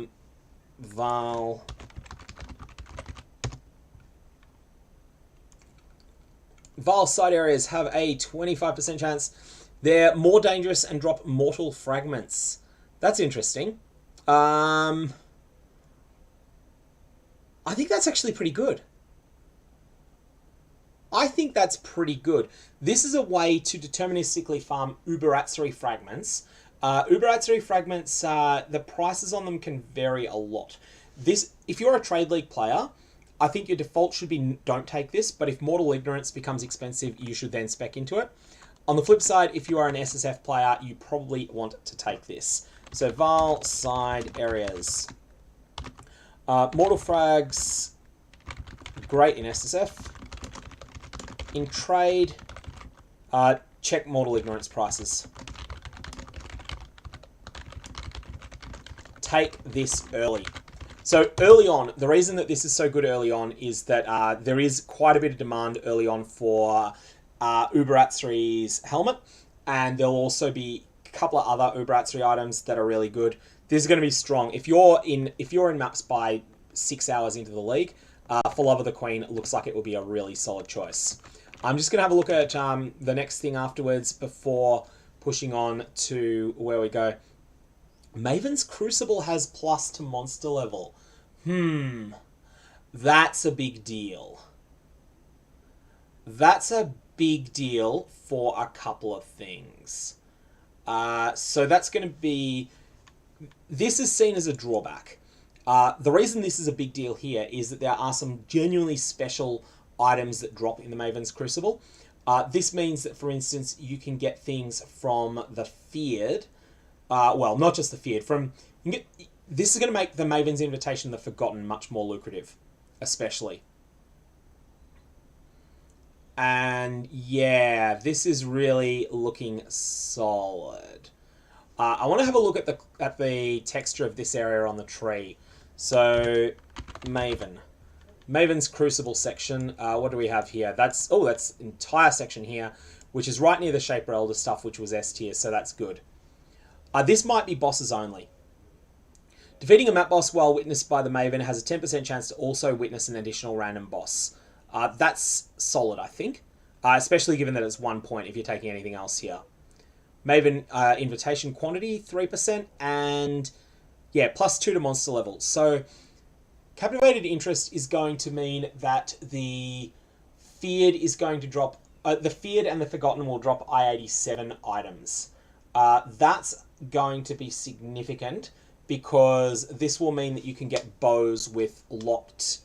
Like, if you get a fractured item, you can get bows that have of the many locked onto them. You can get all sorts of other just really rare stuff that you're almost never going to see it, but it's going to mean that the fractured items you get are going to be even better. There'll also be a few other things that you'll get in there that, like, synthesis bases that are I-86, I think, drop from the Forgotten from memory. Lots of stuff that will drop there. You get I-87, Shaper and Elder gear. Yeah, Captivated Interest is going to be really good, I think. Pay for play. Oh, firstly, what's this quantity? Orbs of Conflict. So that Orb of Conflict is there's the Orb of Conflict and Orb of Dominance. One of these is the existing Maven's Orb. But 25% chance for them to be duplicated is a big deal. Chance to drop an Awaken Support Gem on completing the Crucible. I think that this is S tier for boss killers. This area. So let's just say that this is Maven. S tier for boss killers only. But it's really S tier. Like, this is S plus. This stuff has just got so much good stuff in it.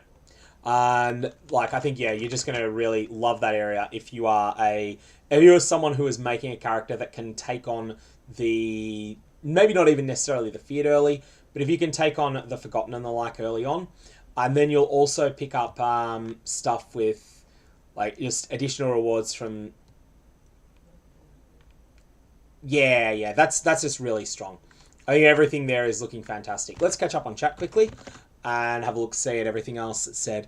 Yeah, that's a good point. Melt makes there that the Uberatsu drops reflection as well, which is something I'd forgotten about, and that's seriously significant.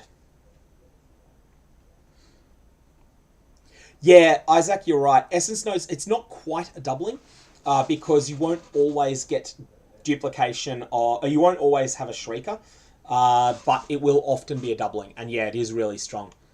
And I think it's that the Essence nodes are better than they used to be. So we'll say that Essences look like they'll be an S tier strategy early on. No, they'll be an A tier strategy early on, fading off to a B, I think, in Trade League. Thanks, UAV. Yeah, so your Atlas passives will be account bound. I still think that a Mapper's Atlas and a Boss's Atlas will be fairly similar. There'll be differences, but they'll have enough in common that they'll have mostly the same backbone, because there'll be a few nodes that they have to all take, and then afterwards they'll deviate in a few places. And as for Anand saying that that Uber Elder on a starter is essential, I disagree. I'd be quite happy to start with a character that can't kill Uber Elder without ridiculous gear investment, because in Trade League you can easily pay someone else to do the bosses for you. It's something that people should not have any shame of doing early on in the league. If you need a Voidstone boss killed, just find someone that's on a bosser, let them do it for you, and come to some mutually beneficial arrangement with them, which might be that you provide the set, you keep the loot, they get 50 chaos, or it might be that you split the loot 50-50, or you might even go my set, your loot, depending upon the demand for bosses at the time. You can work out something that's fair, but I have absolutely no hesitation. If I'm playing a build that can't boss very well, I'll have absolutely no hesitation just jumping into Trade 820 and saying, hey, need Voidstone kill, my Maven set, my set, your loot. And you'll get someone that can do that. And yeah, that's the other thing Necroteti's pointing out, that guildmates will do it for free. Although, honestly, I don't think people should take advantage of their guildmates on that. If someone is in your guild and they're doing something useful for you, then make sure that you return the favor in some way. Whether that be giving them an exalt, whether it be later on, helping them farm a specific thing, you can find out something that's best to be done, that will work out to be fair overall. Yeah, I do think that the Atsuri's shield, I think should drop double influenced. That's my opinion on it. That it should just drop double influenced from Atsuri, just so that it looks cool. Most of the time it's not going to matter, but for Eternity Shroud builds it does. But it would just look cool to have that. These are all the small nodes, and there's a lot of them, so it's a 2% chance for an additional connected map to drop early on is going to be so good. This is going to be how you're going to progress through the Atlas early on. This is going to be an absolute godsend for just for locking in all of your connected maps and for filling in all your holes on your Atlas. Then you'll pick up quantity later on, quantity and rarity towards the center. Map drop duplication, I think, is pretty bad. It's the weakest of these small nodes, except for the rarity ones. And then there's map modifier effect at the top. So that was an absolute epic to go through everything there. I think we've sort of covered everything, and I want to quickly recap everything that we found that looked like it was the best. I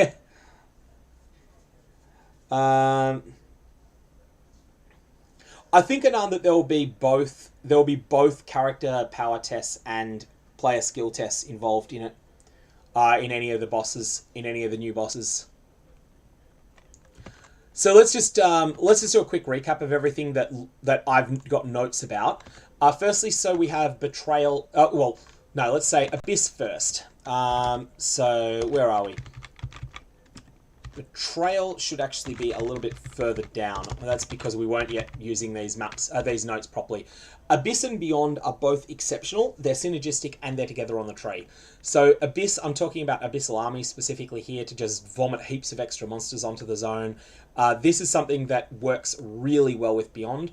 And one of the strategies that I think is going to be a really good mapping strategy is going to be to use Abyssal Army and gilded or higher abyss scarabs to force an enormous amount of abysses and monsters together, then to use Beyond as a loot multiplier for all those monsters.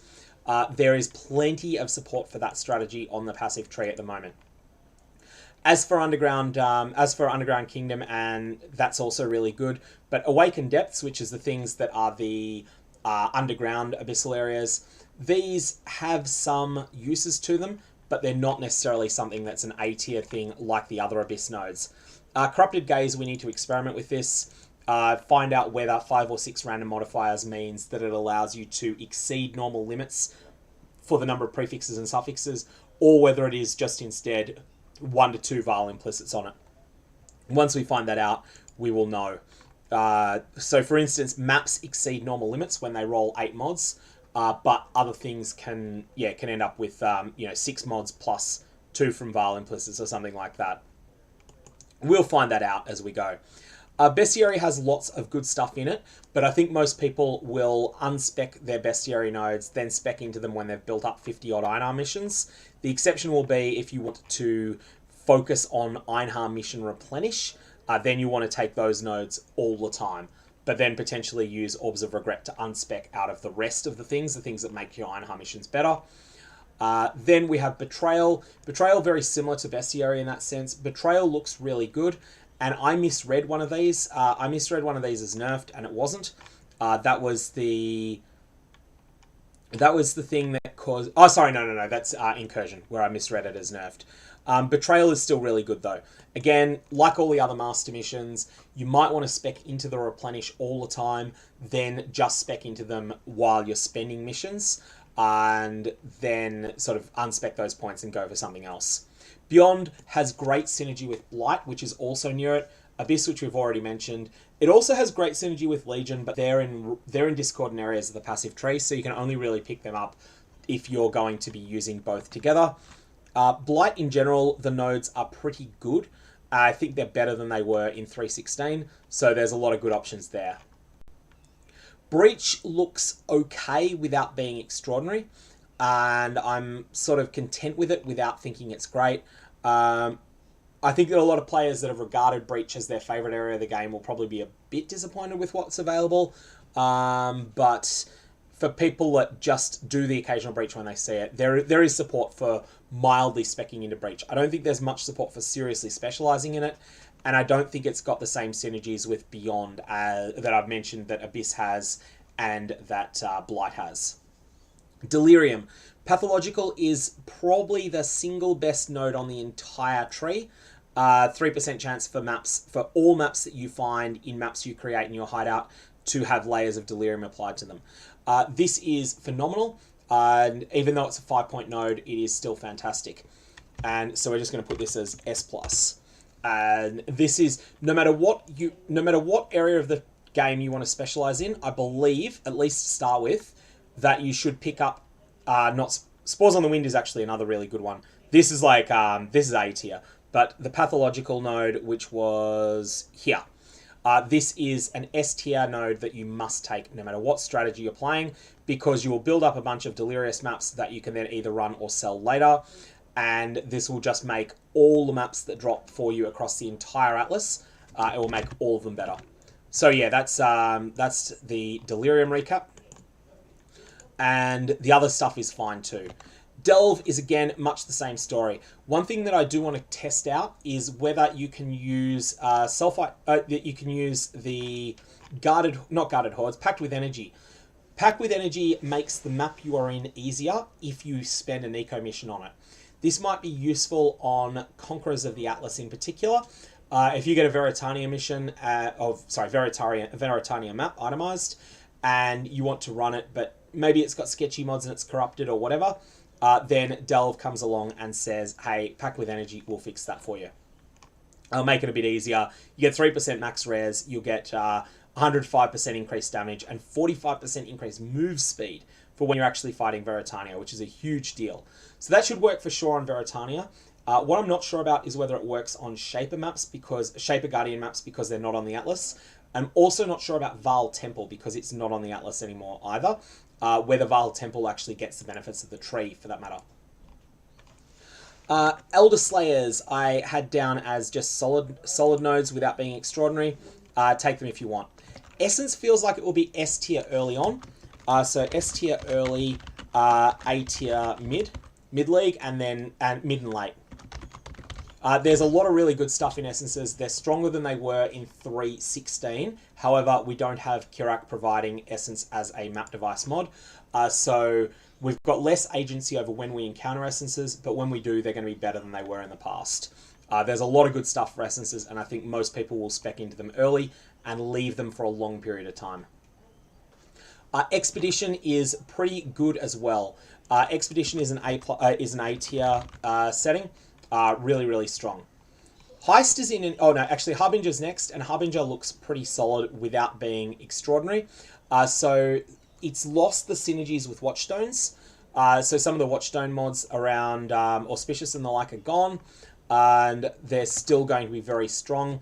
I'm going to call Harbinger I'm going to call this a B+ tier. It's pretty good. And it certainly would never fault someone for taking it. If you like Harbingers, definitely take them. If you're a bit sick of them, then you can spec out of them because Auspicious is gone. But you do still have the Ominous Arrival is really nuts. First Wave is strong. And there's lots of other things to slightly augment them, just not as much as Auspicious used to. Before we do Harvest, I'll catch up on chat because I haven't been looking at chat for a while. And have a look at everything that we've got so far. So yes, Michael, this was I like doing streams and sometimes doing them here as well, as just for a bit of a difference. Usually I stream on Twitch, so if I would say that when I stream, 95% of the time it's on Twitch, 5% it's on YouTube. I post it on YouTube if I think people will be interested in it after it's finished. That's generally my plan. And I'm just having a quick look if there's anything else. Beyond and Abyss notables, I think the Abyss notables that matter here were on the same side of the tree. Let me just bring it up. So, Abyss... Oh, okay. I'm completely wrong about their location. So, yeah, okay, alright, that's true. Alright, thank you for the correction there. For some reason, I had in mind that Abyss was where Blight is.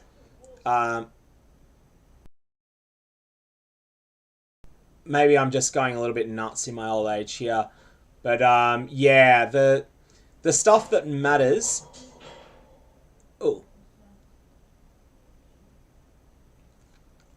The stuff that matters is Abyssal Army, which is in the center. Yeah, okay, so, alright, I was wrong on what I was saying there, but thank you for the clarification. Let me just change my notes to reflect that. Exceptional and synergistic, not near each other. That's near it, and sorry, it's Beyond and Blight that are near each other that work together. But yeah, you can definitely make that work. And so let's have a look, see if there's anything else that's come up here that there's going to be. Yeah, there's been a bunch of people that have been sort of calculating how much is necessary to fully spec into a specific set of content. I have seen that a bit. And a prolific essence means that every map you create with your map device should have +1, at least if it's a map that's on the Atlas. I'm not sure about Vaal Temple. I'm not sure about Shaper Guardian maps. All it glitters. I'll just quickly check the details on it. I will check all it glitters because I can't remember what it was. All it glitters are potentially quite good. But I'm going to withhold judgment on it until we actually see it. Going back through the various other options that are available, Harvest is... I'm going to call Harvest A tier. It's like... Harvest is A tier, and it would be higher, but it's just such a hassle to use. It takes you so out of mapping when you do get a Harvest, that's the reason that it's not S tier. From a purely power gamer perspective where people don't factor in getting annoyed by having to deal with a Harvest, it would be S tier because it's so powerful. But it has that hassle, and that hassle is really real. I'm not sure about the Abyss Duel 5 to 6 nodes. I'm going to definitely try it out at some point, but I'm not sure if it's any good. We'll find that one out. The Heist stuff is really looking good here. The thing with Heist is that you don't actually need to run Heist to benefit from these, and I think these are looking really strong. I would want to fit these into a mapping tree. I wouldn't bother if you're bossing, but if you're a mapper, you definitely want these because they're going to provide you an enormous amount of just extra loot that you can then sell to people that are chaining heists. I think there'll be more of a division in the community between people that chain heists and people that don't go into the Rogue Harbour at all. But the heist nodes will be fine for people who are in that I don't bother doing any heists at all section of the community. So we'll just put a note to that effect that it's, yeah, bulk selling is really good there, and that is something that looks really strong.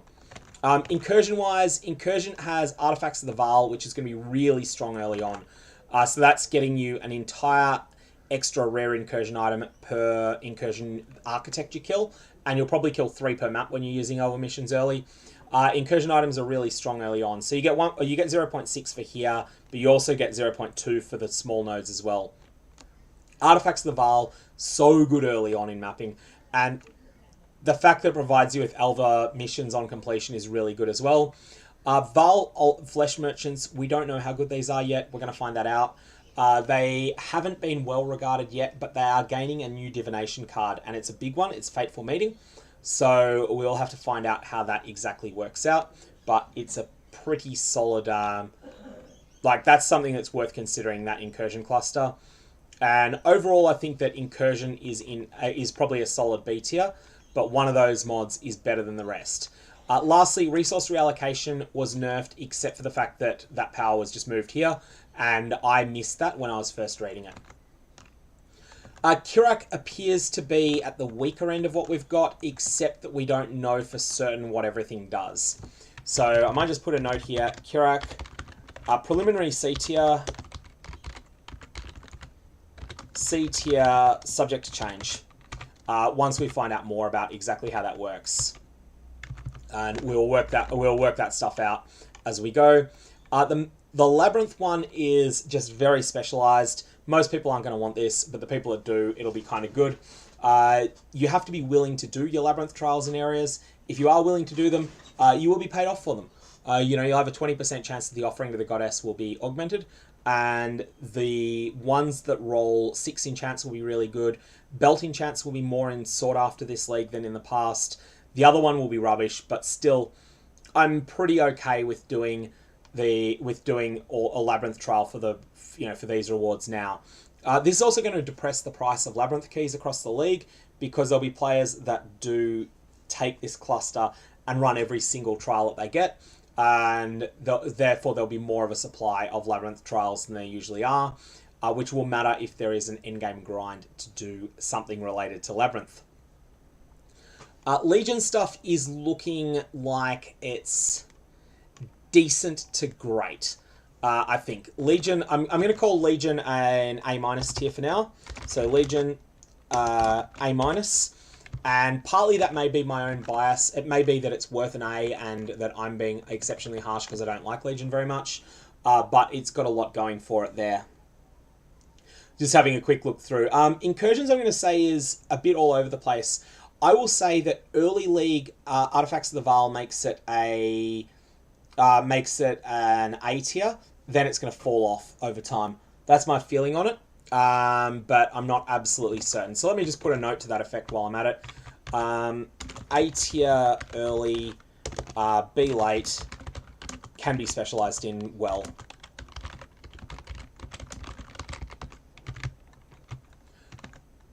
So let's just go through here what we've got so far. There's a lot of things we need clarity on, Bill, about map boss, about just stuff in general, but the Shaper should not be considered a map boss. If the wording is map boss, it shouldn't be, but there is also a bunch of stuff with unique bosses that are just inconsistent terminology in here, so we'll have to find that out.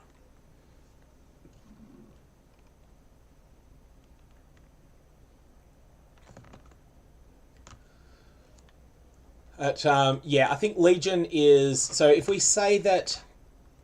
Did I give Breach a tier? I didn't yet. I'm going to give Breach a C tier because I don't think... Breach's C doesn't seem... Oh no, actually it's... Yeah, C+. It doesn't seem that the nodes are all that great. Overly strong compared to some of the alternatives. So yeah, I think that's there.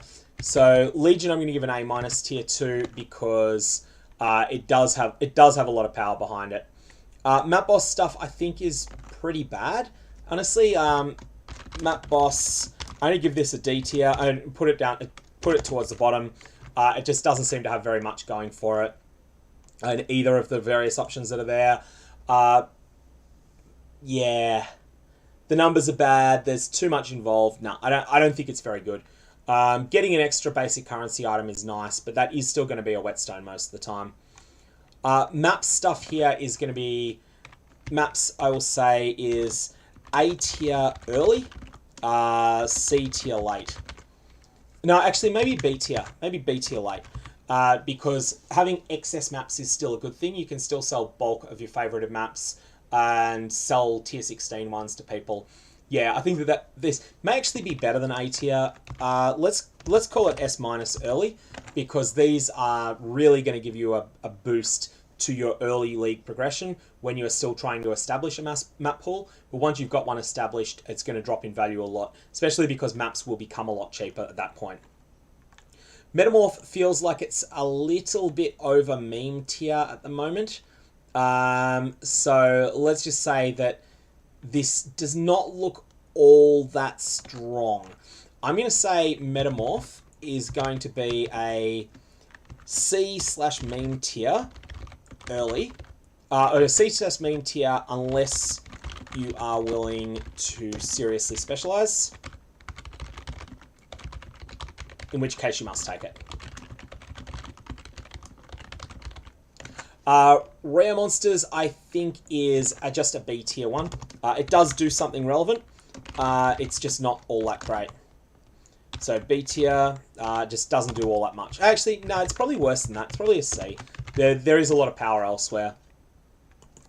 Ritual's Sacrificial Dew is really good. So we've got that down there. So it's Ritual.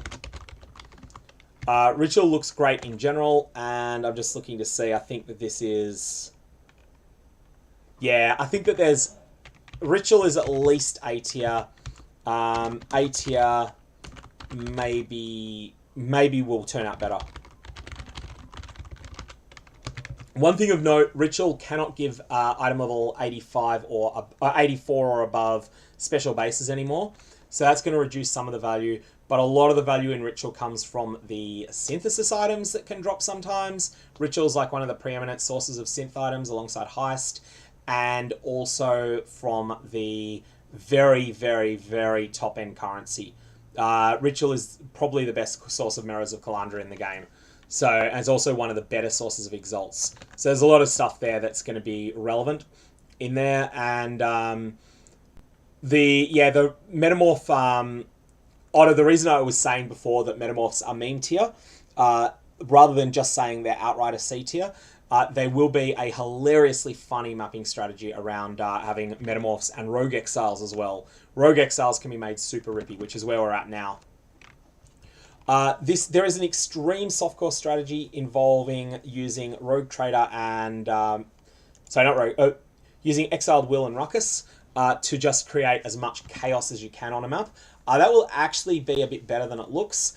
It's going to be a meme tier strategy, but I don't think that this is all that good. I think that this is going to be these are going to be D tier nodes, except for laughs, and S tier for laughs.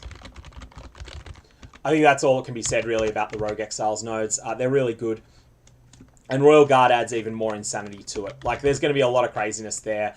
They're going to go... The Rogue Exile stuff is going to be crazy fun, but it's not going to be a very strong strategy. This is something to do when you are established in a league and you just want to make ridiculous... like, just have a bit of ridiculous fun doing silly stuff. Scarabs. These are absolutely S tier. These are absolutely bonkers. Mandatory for all atlases to take this. It doesn't matter whether you're mostly making a mapper or not. The extra Scarabs matter. You'll get them no matter what your strategy is. You'll get them faster if you're on a mapper. Not consuming Scarabs is a huge boost. This Scarabs cluster is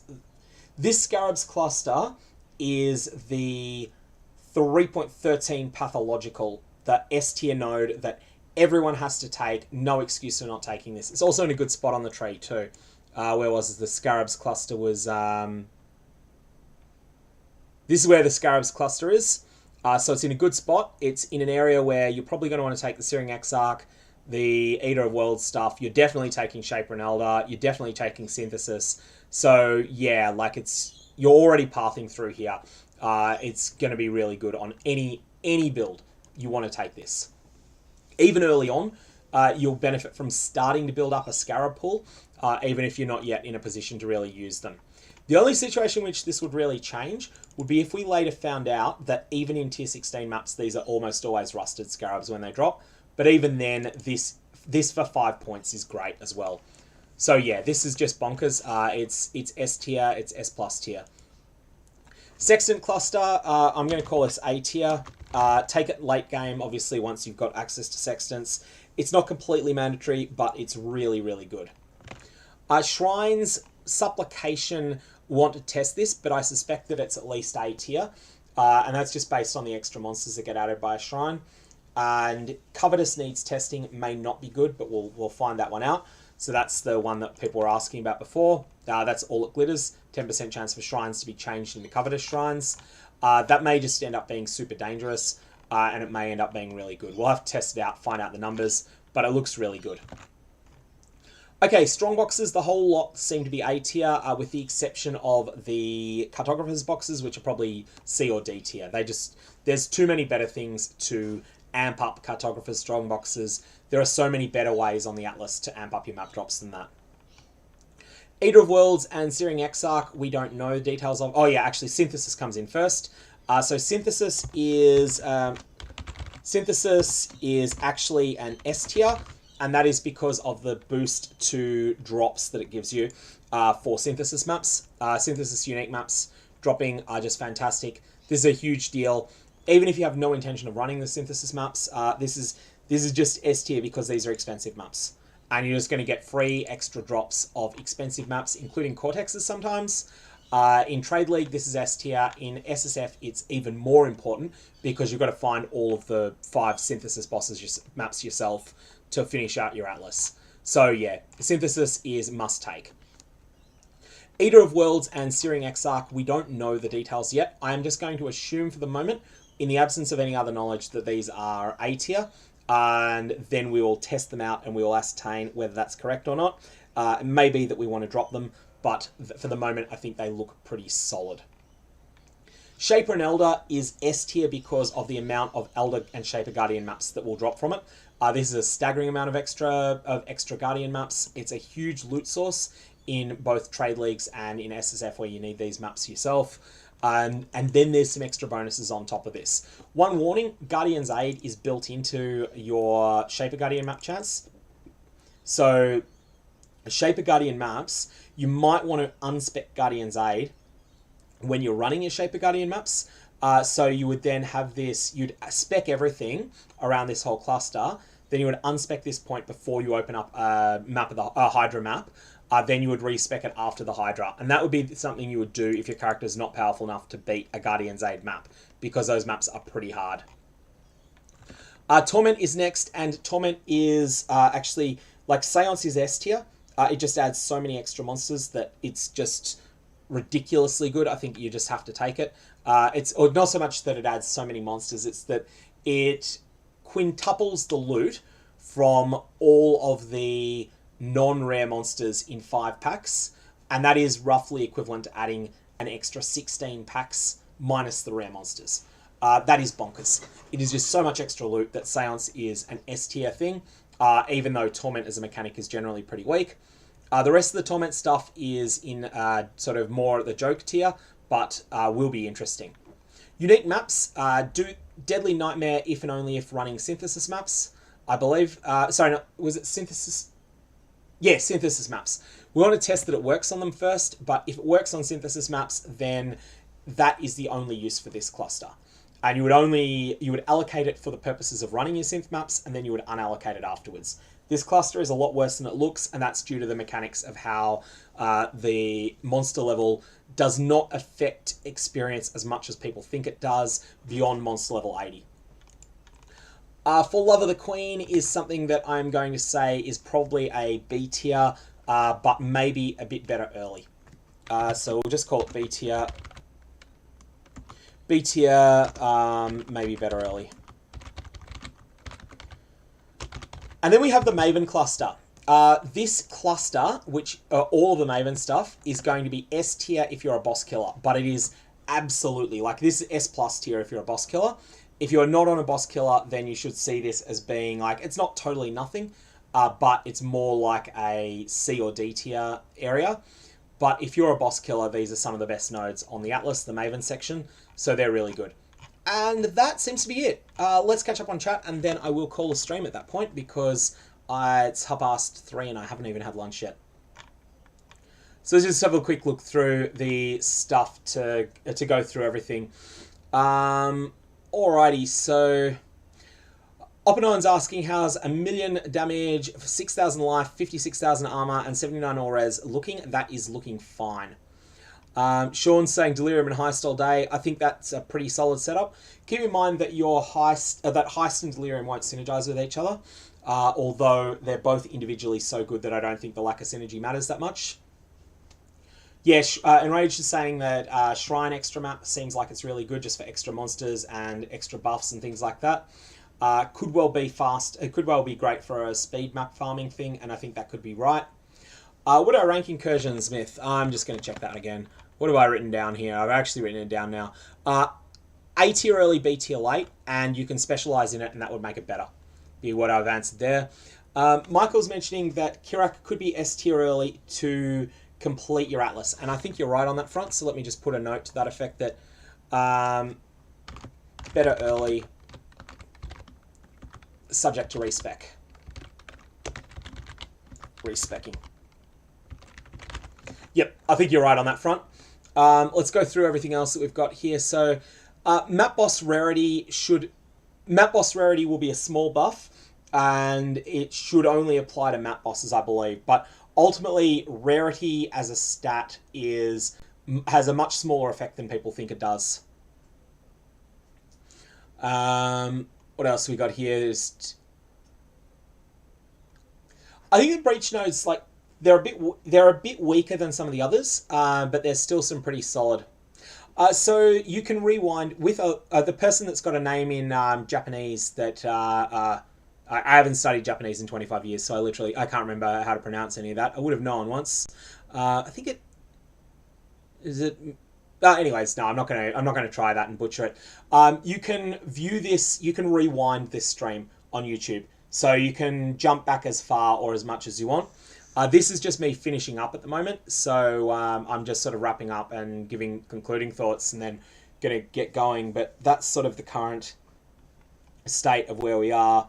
Rogue Metamorphs are super dangerous. They do drop items, but you don't have intelligently selected loot on them. So they do have all of the items that they would normally drop, but it's a random selection of which organs get used into them. So it tends to be pretty poor, because when you're doing Metamorph, part of the strength of the loot that you get is that you get to pick the best from each category. And yeah, Metamorphs, definitely don't consider them in hardcore. I think there is a meme Atlas tree you could make that is just pure jokes, that is all about let's have every map trying to kill me as much as possible, and that would definitely use the Metamorphs, it would use the Rogue Exiles, and there's a couple other things. It would use all the Torment stuff, and that would be funny. But if you're trying to if you're just trying to efficiently loot, I think you want to skip the Metamorph stuff. And, oh, we just had it sort of jump around, getting the, just trying to read down all of the stuff. So, Enraged Monkey's pointing out that Seance small passives are 60% quant for possessed mobs. While that's true, they already have plus 400% by virtue of being possessed, so it's not as much as it sounds. And I will put together something, Sean, along those lines. It's going to be several hours until I can get something out. But the Scarab cluster is right by Pathological. There is a lot of good stuff together. Harbinger nodes seem pretty solid, Gabe. I'm just trying to have a look. What did I allocate them in there? I put them as a B+. I think that feels where they'll be. They don't have Auspicious anymore, so they're still going to be solid. The Rogue... Seance shouldn't... No, Seance will only apply to rare monsters, Dark Wolf. It won't apply to the Rogue Exile added mods. Yeah, you can play the stream at 125, 150, 175 or 200% speed if that helps with it. That said, you're not going to catch up because I am about to finish it. There's been sort of a lot said in this. I've been talking for 3 3/4 hours. Can I show you my notes, Myth? Why don't I just put my notes on my website? That will be the way to do this. Let's just quickly get that done whilst we're here. So I will put my notes up on my website right now, and I'll put a link to that, and then that will be the end of the stream. So that's just going to take me a sec. I got to log in. It's just a stupid WordPress login. Do this while I'm making sure that it's not showing any of those details, because I use a non-obvious username for obvious reasons. And initial Atlas thoughts. Initial Atlas thoughts. Okay, publish. Hey, let's get that up quickly. Copy, and let us post that into our YouTube chat. How do I do that here, don't I? Okay, so that link might be crangled, but anyways, if you just go to sergog.com, it'll be the... I think that link actually looks broken in chat, and I can't fix it, but just go to sergog.com and it'll be the first thing that will show up there now. And it'll just be the text information. There's certainly nothing fancy in there, but it'll have all of those notes that I've been writing. Those are notes that have been written for myself. Oh, the link is actually working. Cool. Awesome. All right. It's funny. It looks like it doesn't in YouTube chat here. It looks like it doesn't. But anyways, if it's working, it's working. All right, folks. Thank you all for tuning in. May your Varlobs have interesting results. I need to take a little bit of time off, go grab myself a very late lunch, and then sort of think on what I want to put together next. I want to give a little bit more thought to my guide tonight on the Lightning Trapper, and then I also want to put out a condensed version of this video. So this stream was a long one. People are going to want something that is more digestible, and I also want to make some potential Atlas templates that people could use as starting points. So that's my plans for the next few days. It's going to be pretty busy. It's going to be pretty crazy. But thank you all, and may your Varlobs have interesting results. And I am out.